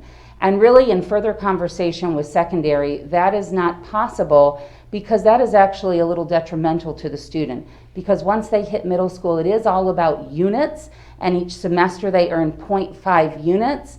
And if you are mid-year promoting, they have missed all of their first semester units, and then it becomes quite a feat to try to figure that out. I will say, we don't have a situation like that. This was kind of discovered and corrected before we got into that. But again, this is a case where when you have good communication, and we can really talk through that, we can work through that before we had a problem on our hands. So those were the 2 updates that we made to elementary. Again, there was really no big legislative updates connected in our land. And that is our updates for our student progression plan. And one important point to add to that Jen kind of talked about, but a 5th grade student can still be in 5th grade and take 6th and 7th grade coursework through Marion Virtual or Florida Virtual. So it's really just the grade designation and the school designation that we felt was detrimental. They can certainly, by state statute, they can go to middle school with 6 or 7 credits if that's what their parents would choose for them to do, if they want to accelerate that much, and the parents have to determine that. Thank you, Ms. Beck. Again, we hear collaboration, breaking down silos. I love it. I love it. Thank you. Any public comment? And I mean, you told me something I didn't know. I didn't really know that 5th graders could do that. Could take like 5 or 6, some, I knew that because I had a grandson. I guess I heard, but I was thinking maybe a little bit, maybe there's some wiggle room, but the fact that you're making it public that they can, instead of it being the best kept secret, I appreciate that because we're doing what's best for students. Thank you. Thank you. Thank you. It is 10:59. I'm going to ask that we take a 10-minute break. Thank you. I'll be back at 11:10. Thank you very much. I already took my Recess. break. We work with women.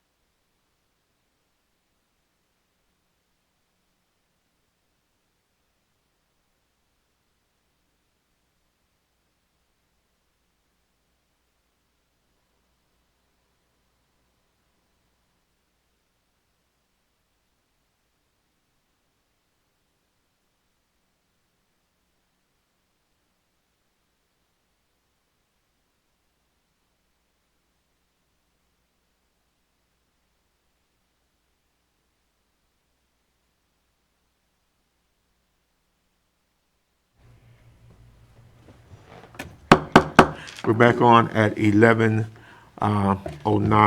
We're going to continue with our administrative work session with the review of District Policy 4.21 textbook adoption. Ms. Jennifer Leeds. Good morning. Morning. Chair, board members, Dr. Gullett, Superintendent, Attorney Green, Ms. Martinez Lopez. I'm here to talk to you all this morning, approaching this afternoon, to discuss our current Marion County Public Schools instructional materials policy number 4.21, and to have a brief conversation about the potential of looking at a change as we move forward into a change within the state with our Florida Best Standards. So going into this, I'd like to take a really brief look at some key legislative points that really drive the instructional materials policy, not only for us, but everybody else throughout the state. So back in 2013 is basically when the state in Senate Bill 1388 created the possibility for an option for districts to look at whether they wanted to stay with the state policy for adopting instructional materials or to be able to develop their own policy on adopting instructional materials. Additionally, in that particular bill, they also brought in a requirement for 50% of your instructional materials allocation to be used for the purchase of digital instructional materials. That was supposed to be implemented in 2015-16.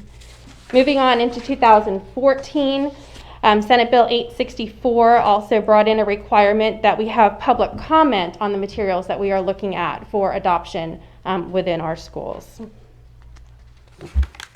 Then in 2017, House Bill 989 brought in that we needed to have our residents participate in the process for them to be able to participate and have input in our materials that we are looking at for adoption. This bill also brought in the requirement for a hearing officer if there should be a formal objection to the titles that we actually want to adopt within our district, that if there is a formal objection, we have a hearing officer to hear that objection. And lastly, in that, it did remove the 50% requirement to be able, that had to be used for digital products. At that point in time, it was reversed back that we were able to purchase items that were print only with all of our instructional materials allocation. So in the 2016-17 school years, when Marion County Public Schools started looking at the two different options for being able to adopt their instructional materials, and at that point in time, there were some things that they were identifying for that reason, that they wanted to potentially look at the two different pathways, and that was about the concern about the ELA materials that we were using, that we wanted to change that instruction in our classrooms to try to help those scores that we were experiencing here. So we had the two different options to look at, but prior to us making that decision, I just wanted to share with you what Marion County Public Schools was doing, and what we were doing is we were following that state process prior to that, and that starts with the state bid list. So whatever it is that the state had adopted as their materials for that particular subject area, those materials were then presented to a committee, and then that committee would narrow down those choices. Those choices there were then presented to the schools. The schools would have a vote within the schools. That vote was then handed down to the administration of that school. The school administrators would then hand down that recommendation to the superintendent, and then the superintendent would then make that recommendation to the board based upon the information received back from the schools. Okay. In 2017, though, Marion County Public Schools did approve the revision of our instructional materials policy 4.21, moving to the implementation of our own instructional materials program. I did provide with you the markup copy of instructional materials policy 4.21.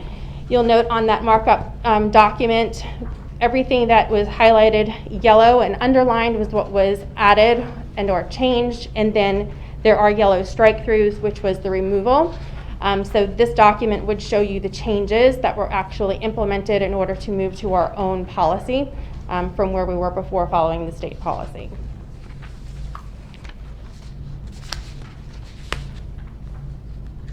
So ultimately, our current board policy 4.21, what it does is it provides us an opportunity for a little bit of flexibility, but it also puts more of a local responsibility on us here in Marion County. And that local responsibility basically requires us to making sure that the materials that we are reviewing are meeting all of the standards for the state, rather than relying on the state's process for reviewing the instructional materials. And the other major difference with having your own instructional materials policy is that we are required to have our own instructional materials cycle, so that we would be developing that schedule of what materials would be adopted each year. So throughout that policy for our own instructional materials adoption process, we do have two particular groups that come together currently that would be reviewing those materials, and I wanted to just share with you briefly who those people were that would have been looking at those materials. The first part of the process would be your bid evaluation committee. Once all of the publishers would be submitting their interest to bid with us and place their bids with us, all of those materials were then reviewed by the bid evaluation committee. Those people that were a part of that committee are listed here. Your coordinator of instructional materials, which would have been myself, would act as the facilitator of that process. You'd have your directors of curriculum and instruction, your ESE director, your director of technology, and director of purchasing. These people, their task was to ensure that everything was going to align with Marion County Public Schools before we put those items in front of the actual review committees, to ensure that whatever it was that the instructional review committee actually wanted to bring into our school system and was recommended to the school superintendent was possible. We wouldn't want them to be looking at items that we potentially could not use here if it was something that couldn't connect to us with our current technology. We obviously wouldn't want them to waste that kind of time that's invested into this process. We want to make sure that it's all vetted before we push it forward to the instructional review committee. So since we adopted our own instructional materials process, in 2017-18 is when we did our first adoption utilizing our own process. And so I wanted to share with you what we have adopted utilizing that process. So that particular year was the state cycle for science. And so that middle column shows you the subject areas that we did adopt during that particular year. We did also adopt social studies. On the left, you'll see 2016 and 17. And the reason why is because in 2016-17, when Marion County Public Schools entered into the conversation about changing our adoption policy, they didn't think it was a good idea to be talking about a change in our adoption policy and carry on an adoption at the same time. So they halted the adoption process for 2016-17, and they moved it into the 2017-18 school year so that it would operate simultaneously under the new adoption process. So in that year, we adopted those subject areas in social studies along with the science. That's also the year that we wanted to make sure that we were making that change. The reason for this change was to bring in new curriculum to try to assist with that change in the ELA instruction in our elementary schools. So you will see there that we did do that adoption for K through 5, with the understanding that as we were able to have our own adoption cycle, the actual ELA adoption would not have taken place until the 2019-20 school year. So you can see that it did allow us to try to address that situation earlier than what the state would have brought us in to have an actual ELA adoption. In 2018-19, we went ahead with our next adoption process. And so that was the year that science was on the state adoption cycle. That was the year math was on the state adoption cycle. And so on the left, we have the math products that were adopted in that particular year, and I'll come back to that in just a moment. But in 2017-18, there were some science materials that were reviewed by our instructional materials committees, as well as in social studies. And in the previous year, these materials were part of the adoption process. However, the committees were not satisfied that the materials that were submitted by the publishers at that time were truly going to be appropriate for what we were looking for here in Marion County. And they elected to have those pushed into the following year. So that is why on this particular slide, you'll see that there are some science subject areas, as well as the middle school world history that move forward into the 18-19 school year. Going back to the math, that was the year for the state adoption for math, and if you all recall, that was the year that the math adoption was canceled, and the reason for that cancellation moves us over into the change that we are all getting ready to experience as we are dealing with the change and the transition into Florida best standards. So at that point in time, the math adoption was canceled. We had that flexibility because we were on our own independent adoption process that we were able to move forward if that decision was made and you all ultimately elected to move forward with that math adoption, so that put new math materials in front of our teachers and students. We felt that that was the best move for our school system at that point in time. So with the transition to Florida Best Standards, it also changed the actual schedule of the subject areas for the state adoption cycle. And so the ELA, which was supposed to be in 1920, was pushed forward so that the state could finish writing the new standards and materials could be reviewed. And so if you look at this particular graphic, what this is showing you is that in the 2020-2021 school year, which is where we are right now, this is the current year now for the adoption of ELA materials that will be aligned with Florida's implementation of the best standards. Then the following year, in 2021-22, we should be entering into our math adoption, and then following that would be social studies. Thereafter that, which is not on this graphic, would be science. As you can see, we have some major adoptions that are coming up, and really this is being driven because of new standards that are being presented to us by the state.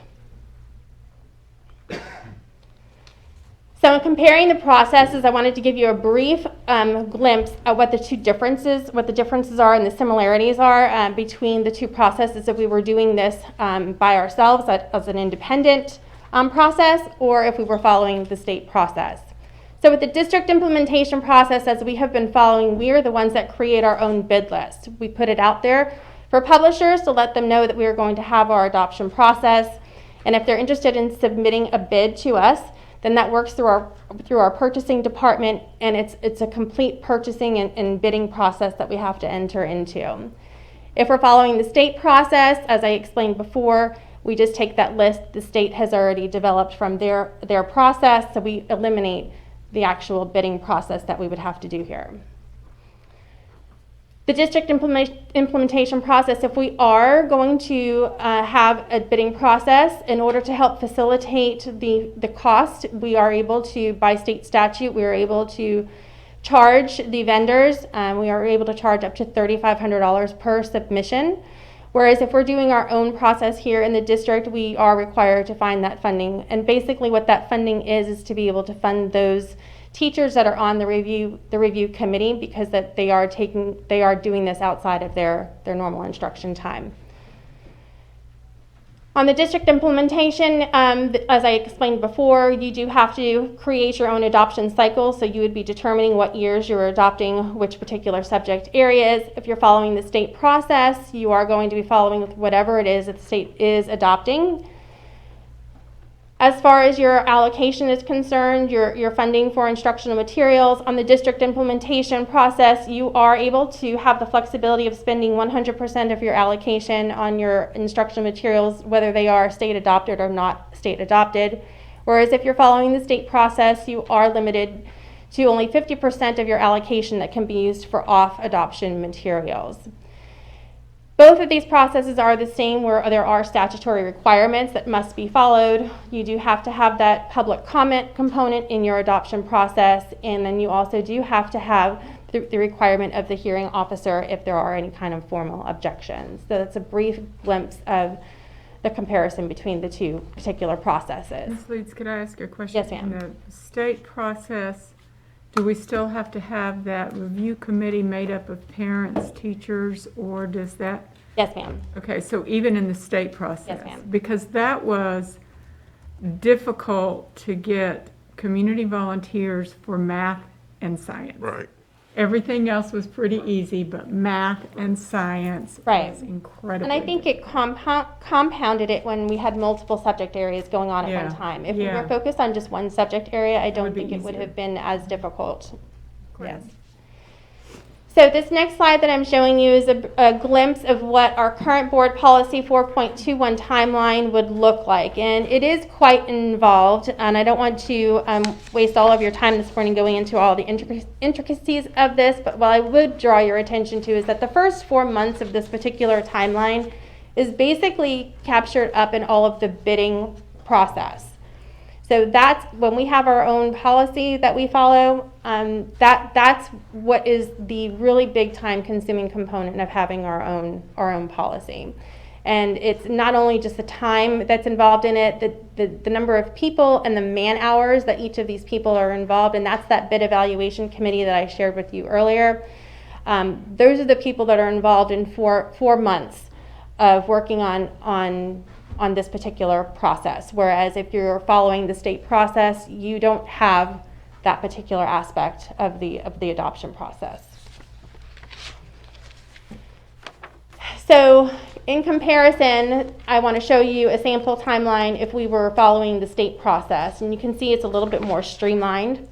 And you don't have those first few months where it's nothing but working on the contractual and the bidding process. What you're dealing with here on your own when we're following the state process, again, you would start out with just following the state bid list. So you're waiting for the state to do their work, or at least start their work. And then what would happen after that is, after we have that state bid list, we would contact those publishers and we would let them know that Marion County is going to enter into our adoption, and that we are seeking only the adopted materials that were adopted by the state. Those are the ones that we want to review. From there, we would want to have our technology evaluation, as I shared before, and especially in today's day and age, and as we're experiencing with everything that we're going through now with dealing with distance learning, we want to make sure that the products that we are looking at for adoption are going to be able to connect with what we have here in Marion County. So we would definitely want to have a technology evaluation with anybody that is going to be interested in participating in this adoption process. And at that point in time, we would also want to go ahead and open up an application process for that instructional review committee. And I do believe that we would want to, my recommendation would be that we would continue having you all as a part of that process in seeking out a member of the community to be a part of that review committee. That also in that application process, we had the 2 parents that we would be seeking to be a part of the review committees, and then obviously the teacher members of the committee. Moving into January, we would have made those selections for the actual review committee. We would train those members. And then the instructional committee would then start beginning the review of their products. While they're reviewing those products, they would be working through a series of questions and comparing things to state standards with the understanding the state had already done this. So they have that reassurance, but they want to make sure that they are just as comfortable with the product that the state has put forward. At that point in time, because we wouldn't know how many publishers had been adopted by the state, if there are numerous publishers that are adopted by the state and expressed interest to be reviewed by Marion County Public Schools, we might ask the Instructional Materials Committee to create a short list by having a vote and maybe reducing that number down to maybe 3 to 5 publishers for then to be moved forward through our process. At that point, in February, we could look at doing a community review night, again, as we did in the past, where we invite community members to be a part of this and come in and provide their feedback on the items that we are looking at for potential adoption here in Marion County. After that, our Instructional Materials Committee would come back together. I would like to see that our publishers are able to come in during this process, that they could be able to provide some information on the items themselves.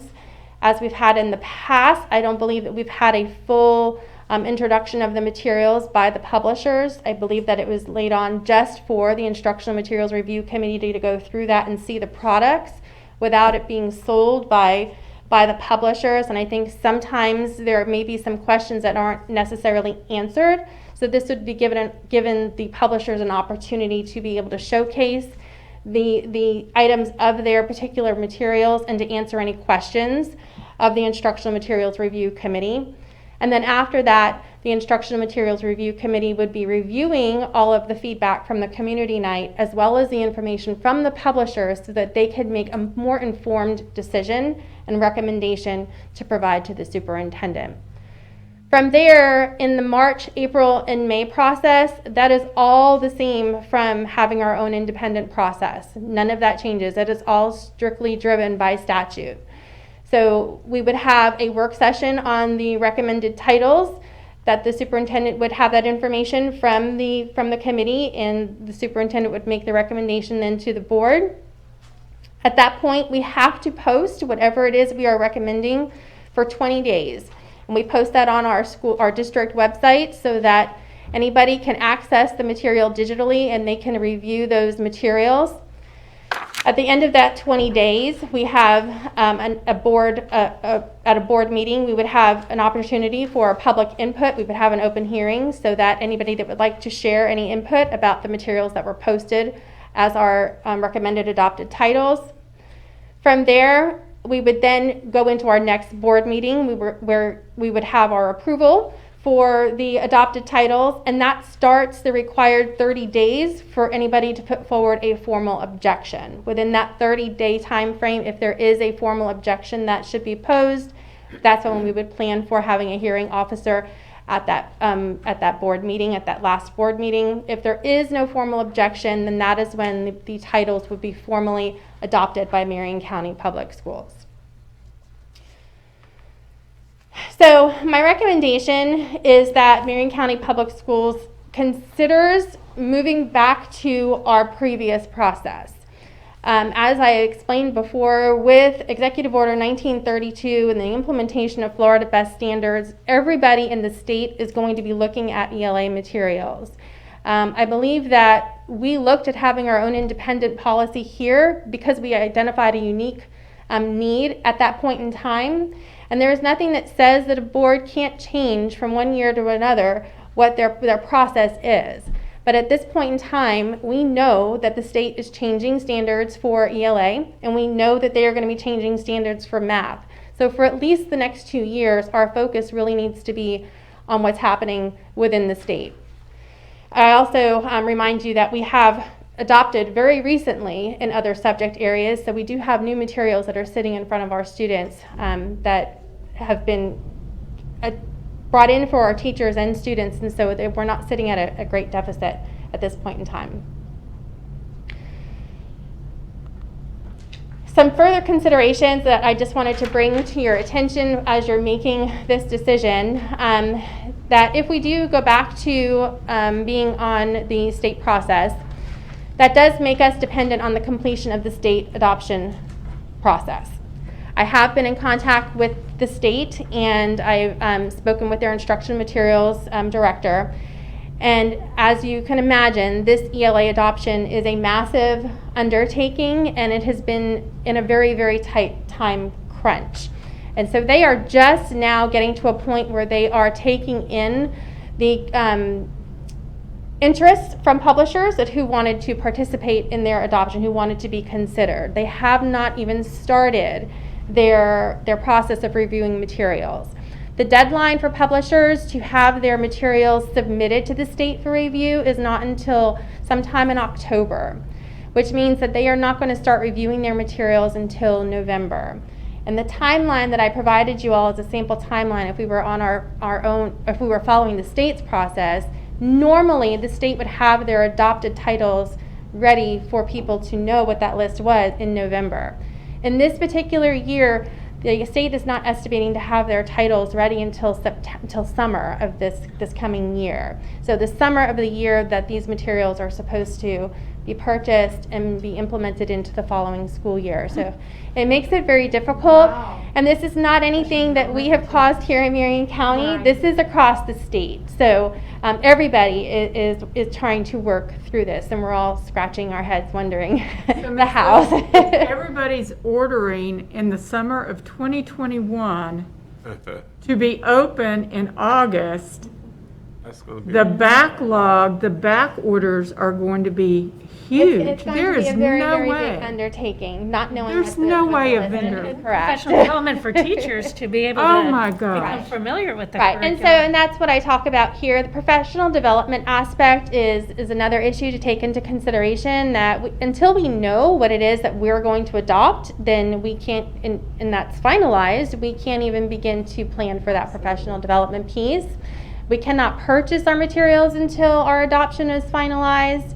And then there is that financial aspect that we always love talking about. The estimated adoption cost right now for ELA for this coming adoption is quite escalated from where it was previously. Right now, they are estimating that the average cost by publishers is going to be about $150 per student.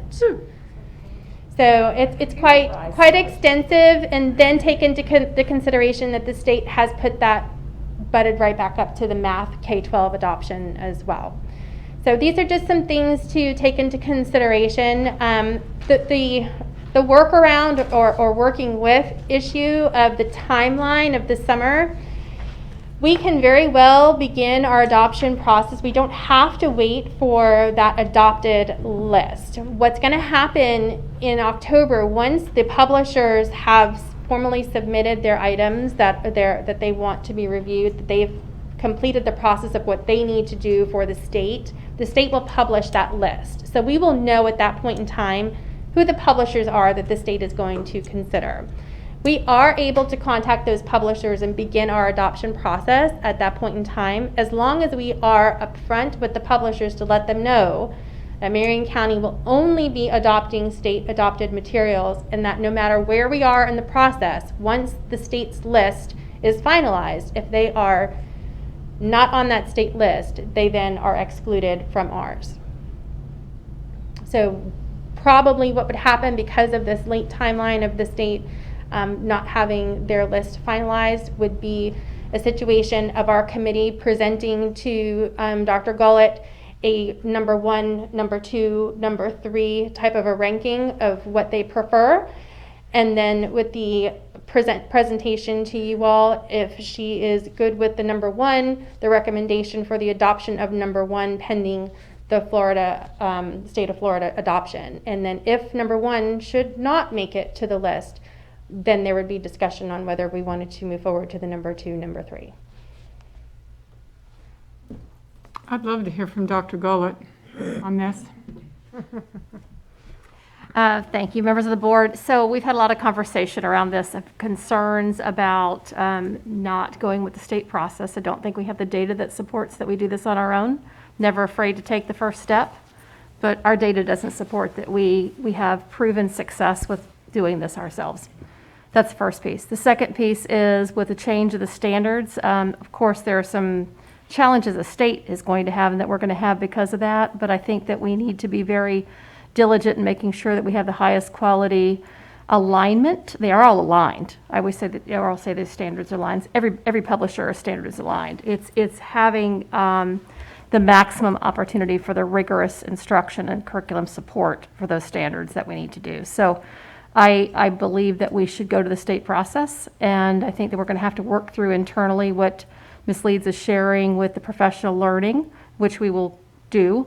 But I think it's an opportunity for us to get back on track and work on what we're actually doing and how we're doing it.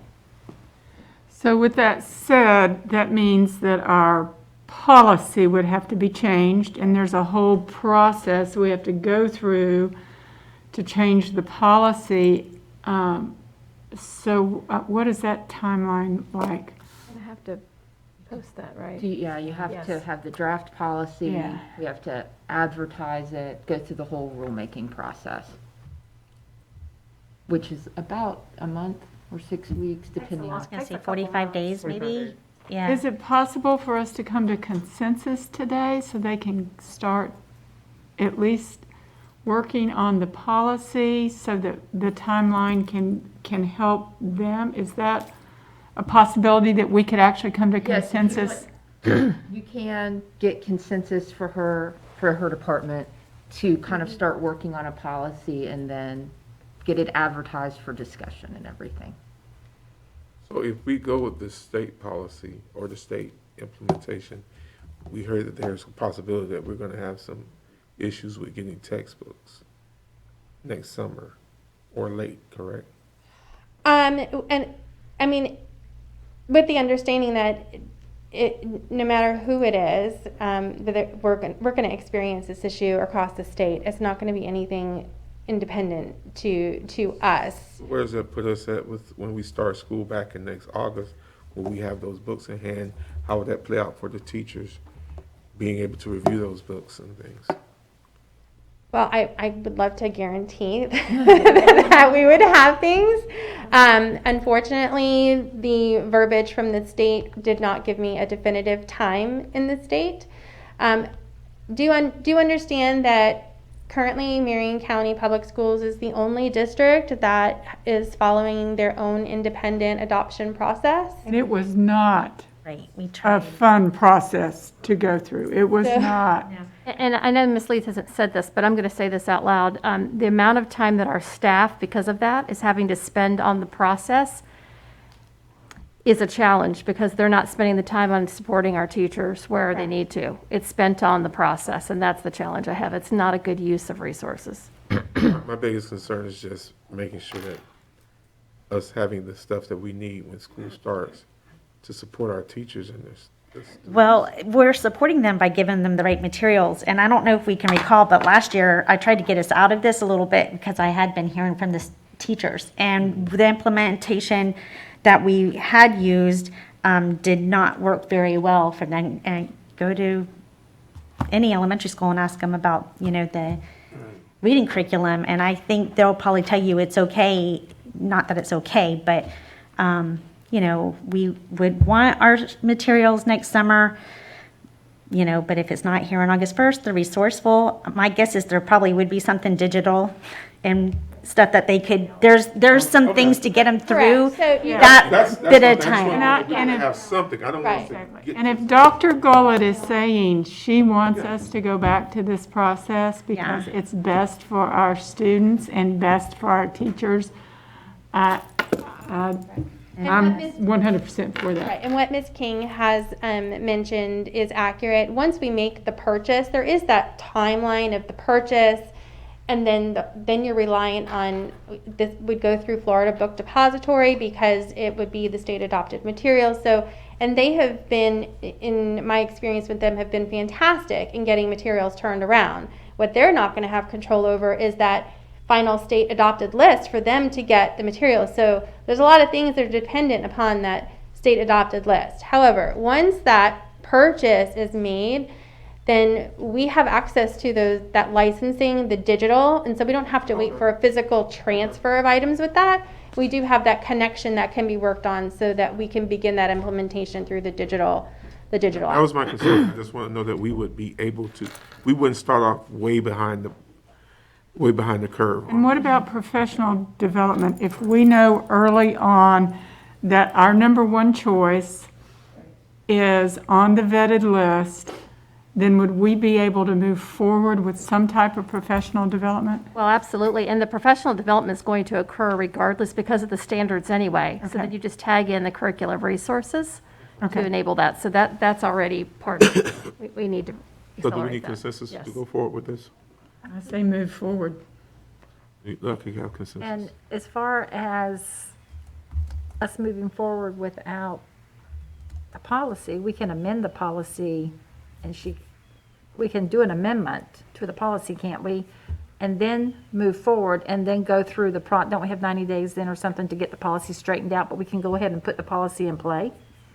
Well, I think she's asking you to change the policy. Yeah, that's what I mean, but If they needed to work on it. if they need to go ahead and get moving on this, I believe that legally we can amend and then you put the paperwork in order so that anyway, it's in motion, it's amended.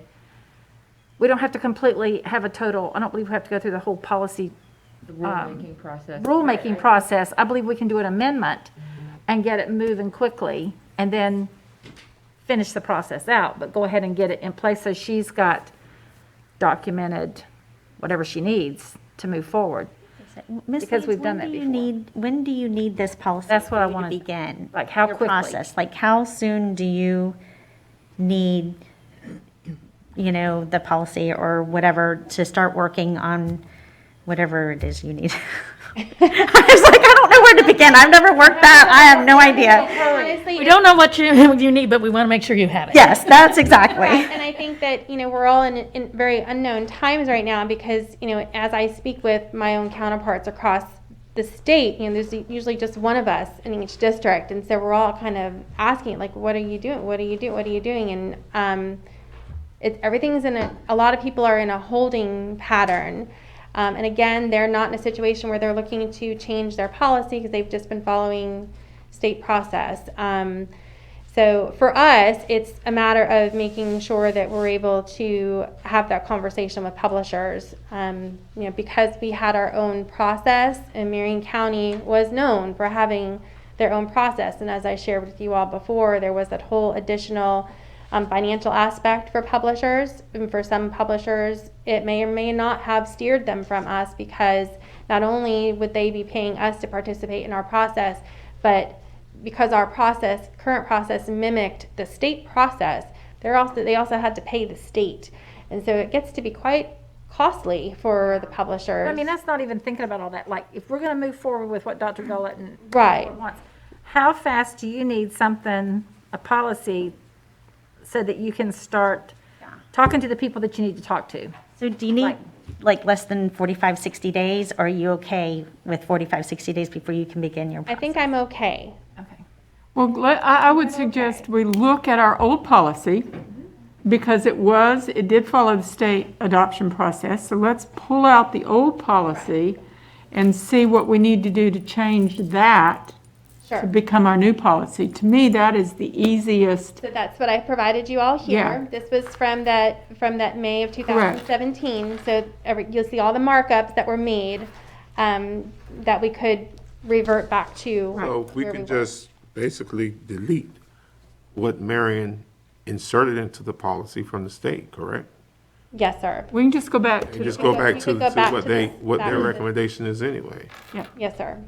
And if I may, Ms. Leeds, for clarification, I'm looking at slide 15 is that timeline. And so to the questions the board members are asking about how soon do you need to know? There are, within the timeline, I'm looking at September, there are things that are happening right now because of the current policy, correct? Right. We've been on hold. We have not moved forward yet. So you would need to have some clarification about the intent of the board to change policies so that you don't Correct. So we're- continue the activities. Right, so we're a little bit, and that's not totally detrimental, we're a little bit behind if we're going to stick with our own independent process. I don't think we are. I think we are at consensus that we are not going to We're do going with that. the consensus, then we're fine, is if you move over then to that next policy, the next That would be page. November, December. November, December is where in normal circumstances, the state would have a list for us. Again, it's a unique year with everything going on at the state level, but we can still, as I said before, start the process because the state will have published, by what they're telling me, they will have published the list of publishers that have submitted for review, that we could begin a process here. Sure. Thank you. Yes, I agree that the data definitely supports moving back to the state process. I've been in the trenches for a long time, and I've gotten a lot of feedback from teachers over the past few years, and so I'm completely comfortable with that part. And I join the consensus. However, my concerns are the theme of today seemed to be talking about, breaking down silos. And I, for one, really enjoyed the community process of the adoption that we were doing previously. I think it's still there. And yes, but I think it's also important to emphasize that to the community, that we are not going to lose that. We're not going to let that happen. It's very, very important in terms of improving our schools to always be bringing the community in. So there's that. And then the part about the digital, we're buying a lot of computers and moving towards trying to get to the one-on-one. So maybe that will help us in getting the instructional materials that we need. And I know this is a state-driven thing, but I think we need to try to put some pressure on them because it does very much concern me with all the pressure that we've been under already, the collective we, teachers, everybody, to be adopting something new and then having an accelerated timeline for professional development. And then usually Marion County Public Schools starts school very early in August. So I like to think forward. And that already has me thinking, do we really want to start school that early if it would benefit us to provide that professional development time? Because I don't know about the rest of you, but I know from the feedback I got that extra 2 weeks that the teachers got this year to be ready on the safety and the new things that they were going to be asked to do meant the world. And this is the core and the crux of the success of our school system is what we're talking about here, that and the safety. So I really question, why is there such a gap between, October, November, and then into summer before we actually get from the It's state? actual review of the materials with their review committees. It can't be expedited, like if it's all on the agenda advertised and. It is. That is a huge gap. And if it's that important to roll out these new standards, then clearly that's Correct. Do we have any flexibility with the state's guideline as far as the timeline? Like January, February, Right. March, you've got these Right. things. Can we, Because I only Up a see, little? I only see one area where there has to be a 30-day I was window, looking at that. and that's Right, April. so March, April, May is really time-driven because of the 20-day requirement for posting whatever titles there are that we're going to be adopting. And then that moves into then the 30-day time frame for any formal objections to be posed. So those last 3 months really are driven by state statute. Everything are really going to want to see these. Correct, everything what are the new before books? that. So Right. from November to February is not time-driven. so if you crunch that a little bit, then could you do like, instead of do March, April, May, do February, March, April? Right. Well, that's up to DOE. I mean, I think we can put pressure. Well, you're still, if you're still going, I mean, we If you- could make a if you're 20 decision on days in something, and but you're 30 days in and all that, could you crunch it a little bit so that we do Bring get it up- ahead? To bring it up. Like make May be April then, by moving up December, January, February, like crunching it a little bit. sure, I mean, at any time we can do that. In this particular year, though, irregardless of wherever we shift this, it's still not going to change when the state is going to have their final list. But I mean, what I'm saying though is if That's they the have core their of it, final list, if they have their final list in November, if we just got right on it, they usually have their final list in October, don't they? When do they usually have their final list? Their list is usually in the November timeframe. So we're really kind of on the same thing. Are you saying that you don't think they're going to meet that They're not meeting that this year. Okay. So they're not going to meet the Summer November, of December. 21 before that. No, sir. They're not, in this particular timeline, this would be under normal circumstances. Oh, So okay. when are they going to have it for this year? You For said? this year, their final list is not going to be until the summer. What I will be, That's what we're saying. right. So- Hands are tight. Then you can't go through the April, May process and like to everything have if my there's no April, May yet there. So we would be working off of the list that the state will publish of the publishers that have submitted their materials for review. So we would be working with publishers reviewing materials here with them under the understanding that if they don't make that final list that we're expecting to be published in the summer, that no matter where they end up on our final list, that they could potentially be excluded. If they're not on the state list, they would be excluded. So you're saying we would start the process without final state review? Yes, ma'am. We would start, yes, we would start our review. So Ms. Lead said they would give a list to all of her Vendors who submitted. peers of all the vendors that submitted. And in that process, then she will begin our process of looking and coming down to those 1, 2, 3 choice Maybe we get that list. when the state releases it. Right, so right I mean, now- there's no, it's the state. I mean, there is no. I know. But we, When do you think you're going to get that list? The list of the publishers that have submitted, they're anticipating that being finalized in October because the deadline for them to have submitted their materials is October. So September 15th was the deadline for them to submit to the state that they were interested. And then they had a month to get all of their paperwork and samples, everything into the state. So by October, their deadline in October is when everybody who has met all their deadlines would then be recognized as formally moving forward into the actual review by the state. So that list in October would be published, that just like we would be, you know, Right. we would say these are the ones we're reviewing. So what books are we approving for next year? What, like ELA. just ELA? Okay. Yes, because we would be following the state, if we move forward, we'd be following the state adoption cycle, ELA. which would be ELA. And we just adopted that too, right? We did K-5. Okay. Dr. So, Gellert. go ahead, I'm sorry, go ahead. Oh, no. Go ahead. Thank you. Dr. Gellert, opportunities to lobby to streamline this, compress this process, because it really doesn't make sense. Ms. Thrower, I agree. And that's one of the things from a superintendent standpoint that we're pushing with the state to say we need to be able to follow some logic in order to everything that we've discussed to provide high quality professional learning with materials before they have to start teaching with them. So absolutely agree. And That's a DOE issue, correct? that's a Department of Education And timeline, the correct? Superintendent's Association is talking about We this were talking already. about this already. Great. Correct. Great. So then Correct. you can start looking at things in the fall and get like publisher 1 preference, 2, maybe a backup in case one's not approved. Is that what you'll do? First place, second place, third place, or something? Right, so in October, the state will publish their list of everybody the publishers that met the requirements to be reviewed. And so what we can do here in Marion County then is we can take that list and we would contact those publishers to say, we're going to be following the state adoption process.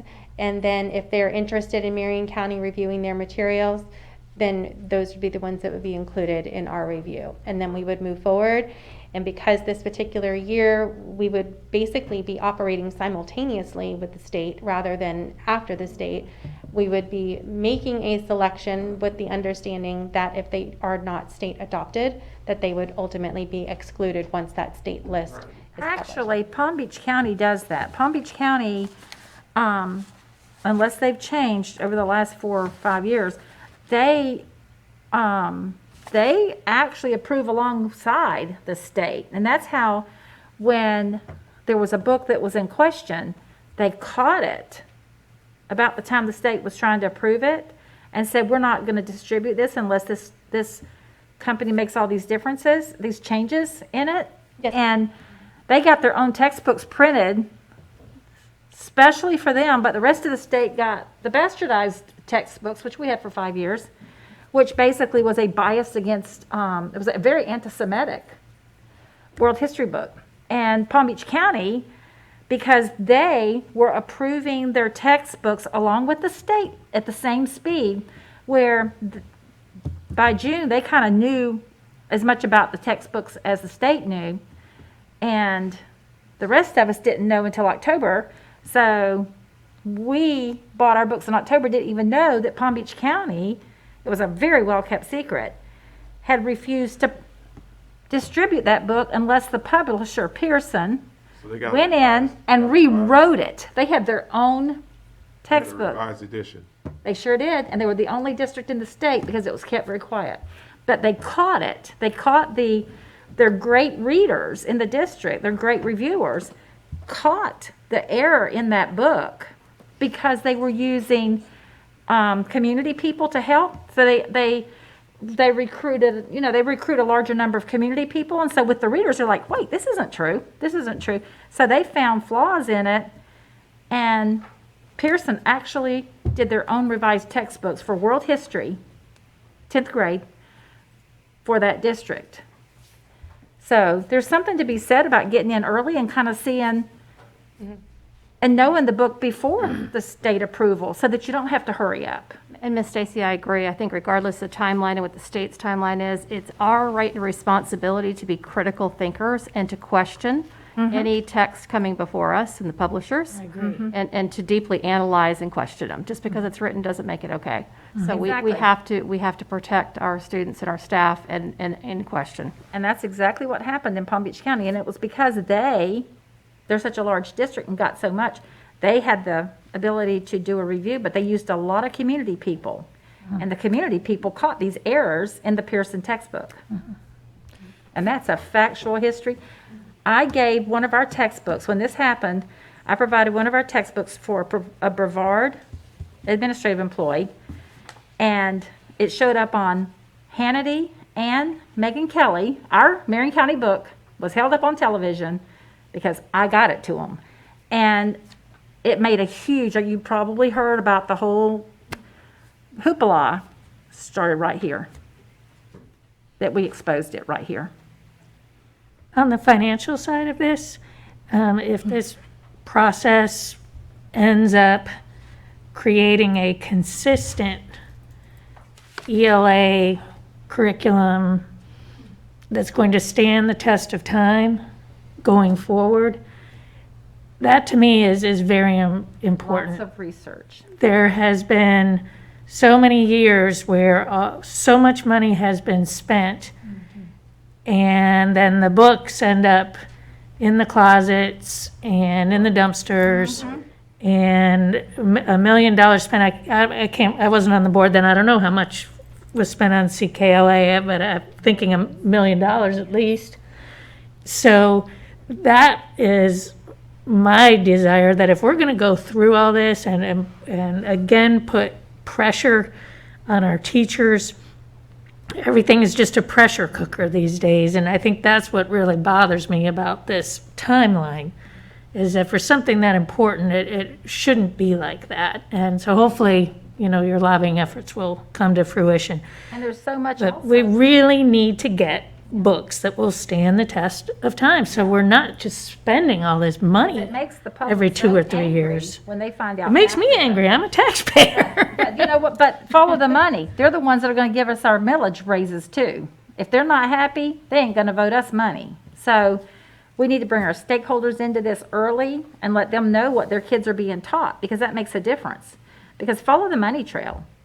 If we don't pick the right materials, and the community finds out that we've bought something that's not proper and has some very questionable script in it, whatever, content, then they're the ones that are going to give us our money down the road. And so they're important to bring into this, because there's so much across the country about so much that's in these books, and you hear it, you know it, you know it, to get wholesome material for our kids.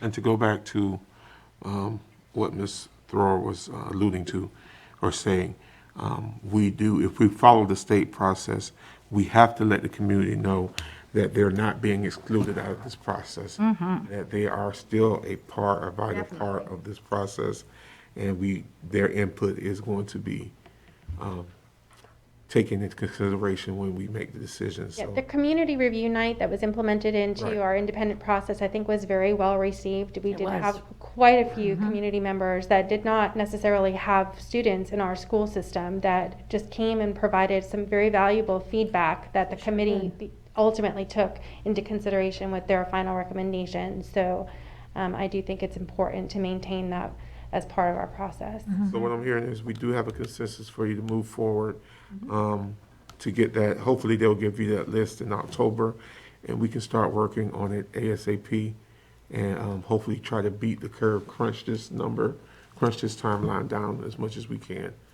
Attorney Green. I think there's also consensus to move forward with the changes to the policy. Policy, yes.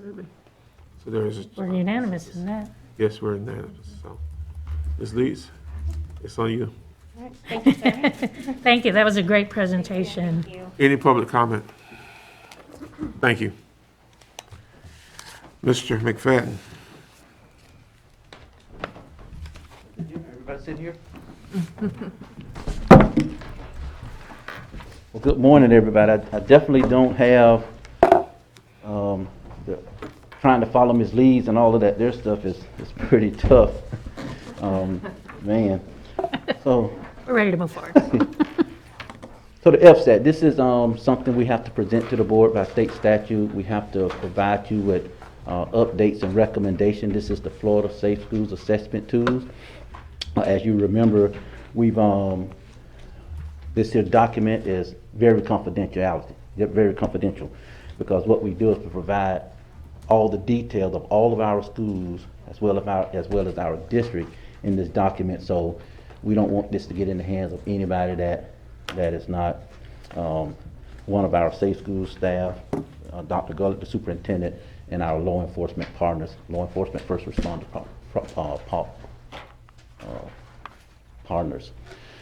So this is the state statute, and what it's basically saying is that the FSAT has to be the primary tool that is used to conduct site assessments on all of our school properties. So every middle, high, and elementary school, we send a team, Safe Schools team, principals, assistant principals, school administrators, as well as law enforcement officers to those campuses, and they do a site assessment, which basically is a security assessment of every school in the district. We also include the charter schools, and the charter schools also use this particular document. So the FSAT, again, we limit the access to certain people because we don't want those on the outside to get in there, have the information or change information, update it in any kind of way without our first approval. So the main thing is deadlines. With the school level FSATs, the deadline that we have to meet to have these submitted to the state is October 1st of every year. So, and that's in the state statute. So we've already completed the FSATs. So all we have to do now is hit the submit button, but we won't hit the submit button until after we get approval from the board. The board approves this here on the 23rd. But we can go back in at any time and change information, because even today as we sit here and talk, there may be something that we find out about a school that we have to go in and change. And we can do that once we commit, hit the complete or submit button. And if we hit submit and we have to change something, all we have to do is call the FSAT company, call DOE. They'll open it back up for us and we can go in and update that information. Mr. McFadden, you've said because it's confidential, we approve it on the 23rd. I thought it wasn't a public document. Yes, it won't be the FSAT itself. Okay, we will not, that document will not be on board docs. Okay, okay. Thank you. Thank you. I was going, wait a minute. No, we don't go into detail with it. It's just the approval Okay, that we come okay. to the board and made these recommendations Okay. to you. Okay, and so then we have the district level FSAT. What the district level FSAT is the entire district as a whole. What type of policies do we have in place? How are we moving as a district to meet these security upgrades as far as fencing, door buzzers, cameras, or anything else that we have? That district level FSAT is not due until November 1st, but rather than coming back to you on November 1st again to do the same thing, we implement the district along with the school-based FSAT at the same time. Okay. So these are the requirements. We have to, I share and meet with Dr. Gullett, and we talk about the cameras, the door buzzers, the areas of security that we need in our district. Make recommendations to her, to the school board for approval, and she also has to sign that we are complete with this FSAT, that we've got this information in here, that we've done these site assessments. So we want to make sure that they're done in a timely manner to meet the deadline, but also efficiently, that we're making sure we're putting that information in there, because what we're finding out is, for instance, we may have 4 schools that need fencing. We put those recommendations in those FSATs for those particular schools, but because the cost of fencing is driven up throughout the year, by the time we get to those schools to do the fencing, we can only do 3 schools, because the 4th one would be, we couldn't complete it all the way because of the prices being driven up. So we have to have the flexibility to go back into with the grant process and ask for amendments, because we may have to go and do only 3 schools, but use that remaining funding to be used in other areas of security. Okay, so we have to have that flexibility to go back and do that. once we get the board approval, I have 30 days to send this information to the board, which will CC Dr. Gullett. On this year, when we submit everything to the board, we'll submit that to the state and CC her to make sure it's done. Okay, so some of the updates that we've got from the fencing standpoint, we've got 31 schools that have fencing, another 45 that'll be completed per this FSAT grant funding by the 2021 school year. Door buzzers, we've got 3 schools that have door buzzers, with another 10 expected to get those door buzzers within, again, this school year. Cameras, we got 22 schools that have cameras, with 5 more schools being added for the 2021 school year. Mr. McFadden? Yes, sir. Question. With your FSAT, it does too include charter schools, correct? Yes, sir. It does include charter schools. What we do with the charter schools, they are listed in our district, so we actually send out our school security specialists along with law enforcement to go out and we treat them the same way we treat our other schools. Thank you. Another big important piece in safe schools, and there was a lot of questions on the FSAT about this, is the mental health. We know that mental health is a very important piece of this puzzle, and if you know our district, our mental health department and what they do, I would venture to say that we're the best, some of the best mental health in the country. I'm telling you, that department, Mr. McGowan and Amanda Steckman, that team, every time I call them and ask them for something, or the state sends me something to find out if I've got it completed, I send an email to them and it's already done, it's already complete. Other districts around the state are calling, asking for our mental health plan. It's just awesome as far as what they do. So this is our recommendations to the board, is to follow the previously recommended 4-year plan based on the vulnerability of each school. Again, that's the fencing, door buzzers, and cameras. Those are the basics, and that's what we have the funding for, pretty much the basics. But we also need to start looking for maybe some other funding sources to complete these school hardening measures in a more expedited time frame. Because again, right now, we're in a situation where the cost of everything is going up, and how we plan to do something in 4 schools this year, and it happened, we can only do 3.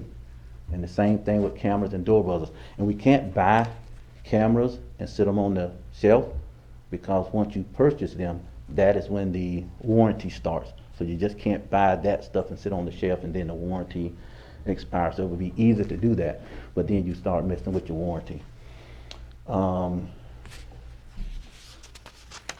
We also have this here, Alyssa's Law. Everybody should be familiar with that.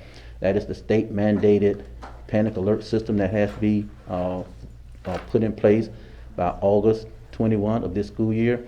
So the state has allocated funding for that. Talking to people around the state and some of the vendors, they won't know if they actually got the bid to be the third-party vendor for this particular app, this panic alert system, until like November, December sometime.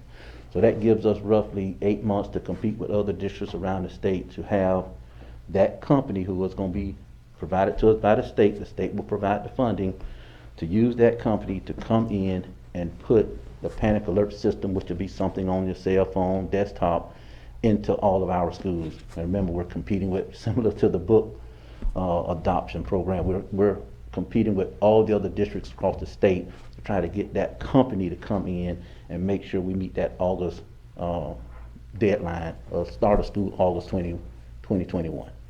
So is there going to be a list coming from the state of vendors who would implement the Are they gonna pick one? Alyssa's Law? So what'll happen is the state they've already put their names into this bid process. Okay. And whichever one the state chooses to be the vendor, they'll just pick one. And we, as a district, can choose that vendor and have it funded by the state, or we can go outside of them. Go outside. Well, we can't afford to go outside. Go out I mean, there. so they've tied your hands by saying, we're gonna fund this, but we only fund it If you if you use this vendor. Yeah. So I mean, we don't have a choice. We've discussed that, and we will be using the state vendor. Correct. We'll use- Now, That's just- let me ask a question, though. Being interesting. With us using the state vendor, and this one company, I'm assuming is gonna be doing everything across the state, how does that put us in as far as getting that stuff implemented? From what we're seeing now, what we're being told, it shouldn't be an issue of getting it implemented in the timeframe. Timely manner? So what happens is these vendors, and they're constantly calling us or sending us emails, Dr. Gull and everybody, trying to say, hey, we got the best product. Purchase from us now, because, don't worry about the state purchase from us now. If we purchase from them now, and the state chooses that vendor, we don't get the reimbursement back. You just paid for it. Now there are, I call it a la carte.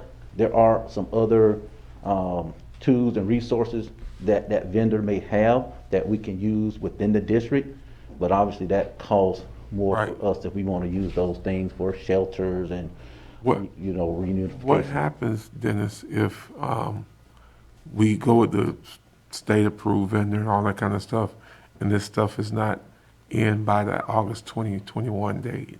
The state, it's in the state statute that we have to, so that's something that we've got to make it work, we got to get it in there.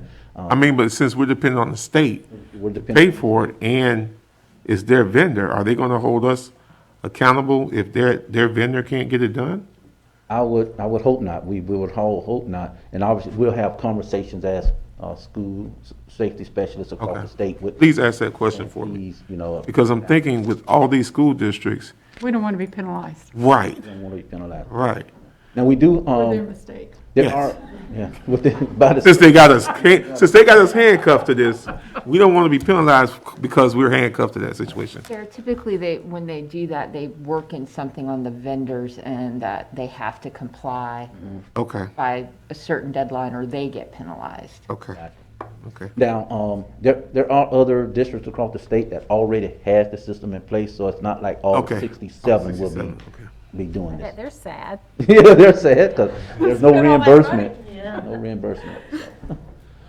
Okay, and that's it. It's what we talk about every year. I think the big thing is making sure we can meet the deadlines for the submitting the district level and school level FSAT. That's not an issue. That's not going to be a problem. We're on board to do that, and we'll have that done within the next couple of days. Dennis, remind me, because I can't see it in my Yes, head, ma'am. what was our safe schools allotment from the state for this upcoming year? This upcoming year, the allotment from the state is about 648,000. So it continues Last to year go it was down. 700 and something. The year before it was one. So it continues So to it's go down. continuing to go down each year. I'm wondering if there are some grants out there with all the money floating around for security. I'm kind of wondering, is there anything else out there that maybe Ms. Sinchins and her office could look at to help us fund some of these things? We've looked at several of them, and what we're learning is that the bigger districts Or getting them? getting they may say, hey, we got $50 million to give, but the bigger districts are taking it all. It's not like they're gonna give every little district a little bit. Those big districts and I think what they do is they really target the crime in the area, those different things, and they use that to their advantage to get all of the So funding. Miami-Dade got $50 million. Yeah, so I think out of this, I think like 3 districts got all the money. They get all the money. Ms. McCall, we've talked internally about how we can maximize every other title grant coming to us, sub with Safe Schools, and so how can we've had a lot of conversation about this too, about how we can maximize, because I'm concerned about, if you look at, slide 9 about the accelerating that, we have a lot of work to do. We don't have the funding to do it. Right. And that's always been a concern for this board, that Safe Schools gets a lot of mandates that are unfunded. So it's good to hear about this Alyssa's, that they're gonna pay for it, but they still, Next year. they still tied us, and we still got fencing that we need to get done, and those door buzzers, and those are some projects that we got to, and the funds aren't coming in, and we already know, just the other day, they said that Florida's gonna be billion short on some funds. So we already see that coming down the road. So Which kind of leads us to our legislative priorities. it does. Ms. McFadden, thank you. Any other comments, guys? Thank you. Thank you. Any public comment? I'm gonna let Suzanne come on. May I sit here, or would you like me to sit up front? You can sit right where you are, ma'am. Thank you. Board members, Dr. Gullett, you approved a resolution for masks on school property. And the resolution is, we've talked about it at a couple of different meetings. It's set to expire October 17th. There was some chatter about being able to extend resolutions, but we're not able to do that. We have to actually, if you want the mask policy to remain in place, then we need an actual policy. So we have drafted a policy which follows the exact language that you approved in the resolution. It's been advertised for rulemaking, and so I'm here today to get consensus from y'all to move forward with the policy, set it for final hearing. If you want any changes to it or anything, we can discuss it now. I have copies of it for you if you want to look. I can read it to you however you would like to move forward. I was happy with our mask mandate, I mean, what we had. Yeah. I think the only thing that changed, that had to be changed was, or needed to be changed, were the use of the gaiters. Yeah. As long as we kind of change that language with those. It says that, that a face covering needs to be consistent with CDC guidelines Okay. while on school board property. So if they go back to letting gators, we weren't very, We're still running along CDC's. it's rooted. I So think there's I borrowed your no, word. so in the policy, there's no date, of course. No, this policy would, if we stay on timeline, y'all would be able to vote on it on the 27th of October. And then for it, is there a sunset There is a date? sunset provision. Okay, so the provision is in there so that when we no longer need face coverings, it will be easy for us to. We'll Absolutely, be on it. absolutely. Okay. So I Especially have, when you've got it with CDC guidelines, I mean, everything's kind of went back to that, because we don't know whether the masks help or not. They probably do. And I say whatever it takes to help, if it's a little bit or a lot. and this is pretty narrowly tailored, I mean. So I have consensus then from the board to move forward with the Yes, policy. yeah, let's Absolutely. move forward. All right. I would like a copy. Absolutely. yes. I'll pass them out.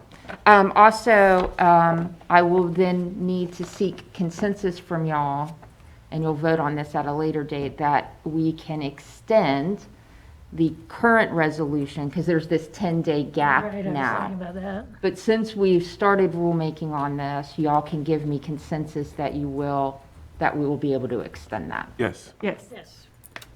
That's all I have, Chair. thank you. Any public comment on our face covering policy? All right, the legislative agenda prep, we talked about that a couple weeks ago, and we did ask for our input. We discussed some things that day that we wanted to talk about. Ms. McCall has always kind of gave us some direction and put some things together. So the three things that that she kind of presented were, number one, no standardized state testing for 2020, 2021. If testing does happen, we need to hold harmless the districts, teachers, administrators, and schools. And I guess that would be asking them to waive VAMs and school grades as well, correct? They have to. I don't see how they can. Yeah. And then number two, I just told you that 2.9 billion is gonna be out for next year. So if per student costs cannot be raised, don't take anything from it, leave it where it is. At the 2019, 2020 rate, we really need that. We were behind anyway. 2020, 2021. 2020, 2021, I'm sorry. we were already behind, so for them to take anything away is going to be detrimental to our district and probably many districts around the state as well. And then the third thing is one that we've all been talking about the last couple of years is the PICO funding and pushing on that. Thank you. I have to leave in just a minute for the election worker training, so I wanted to give my input before I headed out the door. And thank you so much, as always, for your leadership on getting us prepared. And the more I think about it, the more I really believe that our priority needs to be to really bring the case and make it very clear that we want to repeal the landline tax, we want to replace it with the cell phone tax. It would not be a double tax for those that still have a landline and a cell phone. It would be for cell phone only. I'm becoming more and more uncomfortable with asking our community to renew another funding referendum. When I look at what the referendum funds, it's not funding extras. It's funding necessities. Yes. And we need a stable stream of funding that we can count on for school safety, Like we made used very to have. clear. Like we used to have. Like we used to have. So if we can explain it in a way that will provide, for lack of a better term, the political cover, it's not a new tax. It's simply replenishing, what's been lost through the evolution of technology. That to me is really, really critical. That, and as far as the testing is concerned, I'm very concerned about maintaining an external operator at Evergreen and Oakcrest for another year going by old data. I truly believe we missed an opportunity with the third quarter data of last year. It was trending very well, and that should have been enough, but that ship sailed. But I am very concerned about what they're going to use for data. So the PICO is strictly for capital. I know that, but if we're going to repeal the landline tax and replace it with a cell phone tax, that might open up opportunities because we didn't have the school safety issues back then that we have now. I think I would like, So my pick would be for you to talk to the legislators on that one, if y'all went up in tandem or something, because you present it very well. Well, we She know, presents her case very well on that. she Yeah, does, but we need we do know that start now. it's going to be viewed as we're asking for a new tax. No, not the And way it's- and it's not a new tax. she has it framed in a very Right. understandable way, and she's done a very good job framing it, I think. I say third time's a charm, third person, because I know Yes. Beth has tried it, I've tried it, we've all tried it. So Nancy, it's you to go again and keep on saying it. Sometimes you need to hear things like 5 times or 10 times for it to stick. And I liked your idea about, because so many people have different area codes, like if they lived in New York, but they're living here now, they kept their New York. Right. But I like it based on zip code. I thought that Your that was billing address. really, I think she frames it very well. I thought that that was really well done, because that has been one of the conversations is, well, how do we do it since there's so many different area codes? So But that, because of the portability of those phone numbers, the best way to do it would be a zip code. Yet they may have a New York area code, but the bill goes to 34470. Right. So it needs to be based on where the bill is. Based on your residence, yeah. Right. Okay. State of residence, okay. Yeah. So, if we're in consensus, these will be the ones, I think we probably need to modify that final one about finding a PICO funding source. I wrote down kind of what you said, Ms. Thor, repeal the landline tax and replace it with a cell phone tax to provide a stable funding source for capital. Am I stated right? should be based on your zip code, not your area code. Right. You getting on this, Elena? We usually give that to Kevin and he wordsmith this and makes us look really good. Good. So Kevin, you getting this too? I am. I wrote it down. Yeah, I was like, Kevin. So I can get it to my committee that I chair. Any other? Nancy touched on it. I was going to touch on it too with the external operator. We need to, that is a mess. I think Dr. Gully, you're probably hearing that from every board member when you have your updates, that is an issue. We know that they're gonna be looking at 2 years old data to make a decision about our external operator. That's not fair. Well, it's not. And realistically, I mean, and we all know that we probably should have been a C school anyways. So we did it again, and then now here we are another year. So it's kind of, I don't know what the word is, but. Yeah. And I don't know how we present that to the state board. You know, that, I mean, there's got to be some data. I don't know when our first QSMA and our ready scores are going to come out, and I don't know if that's going to help us. I'm afraid that there might be a gap because we were out of school so long, but there's got to be a way that we can address Because everyone's this. gone backwards, not just them.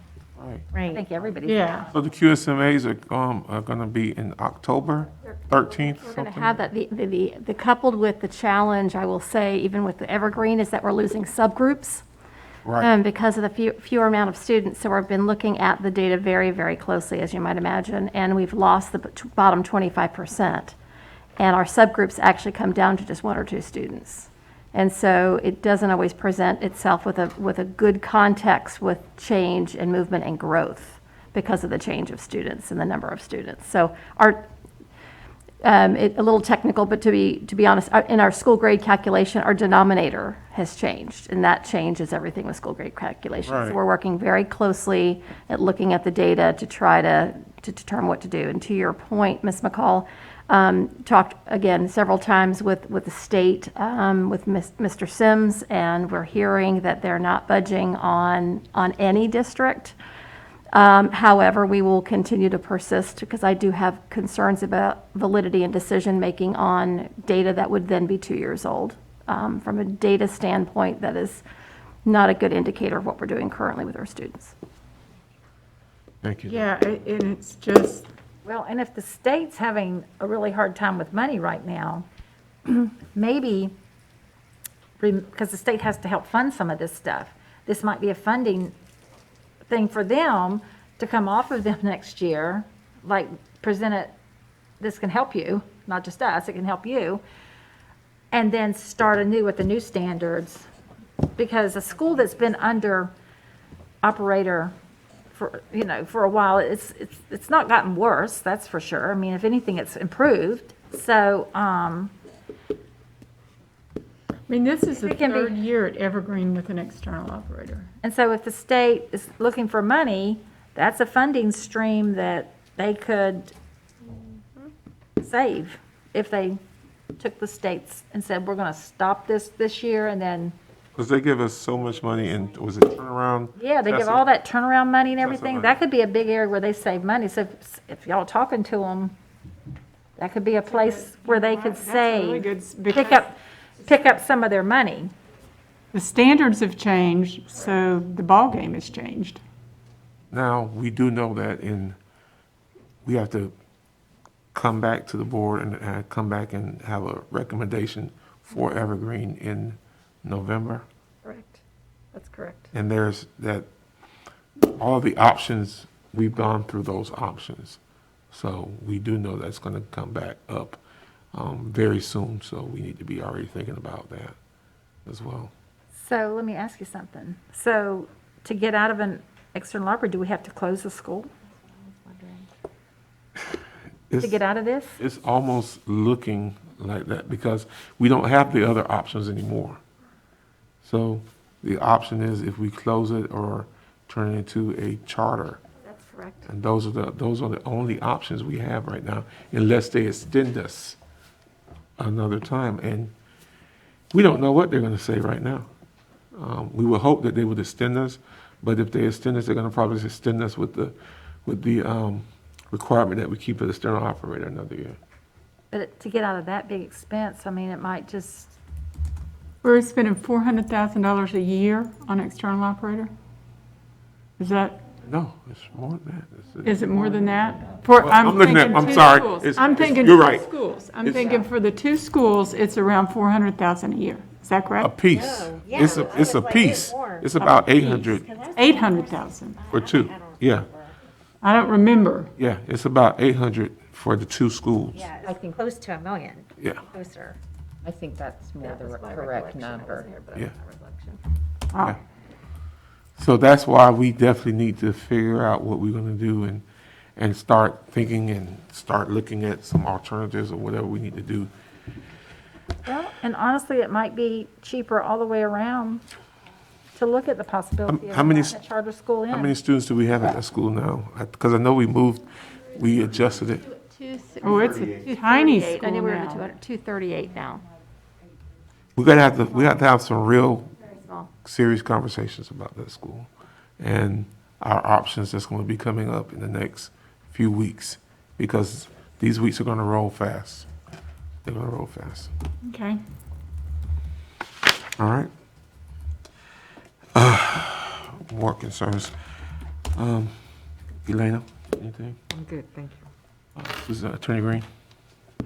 Hickman the JOA hearings happened on that, and now it's coming back to y'all. It looks like the attorneys could have the hearing October 1st at 11:30. I know the chair was okay with that date. I can reach out to Ms. Thrower if the other 3 board members are okay. At 11:30?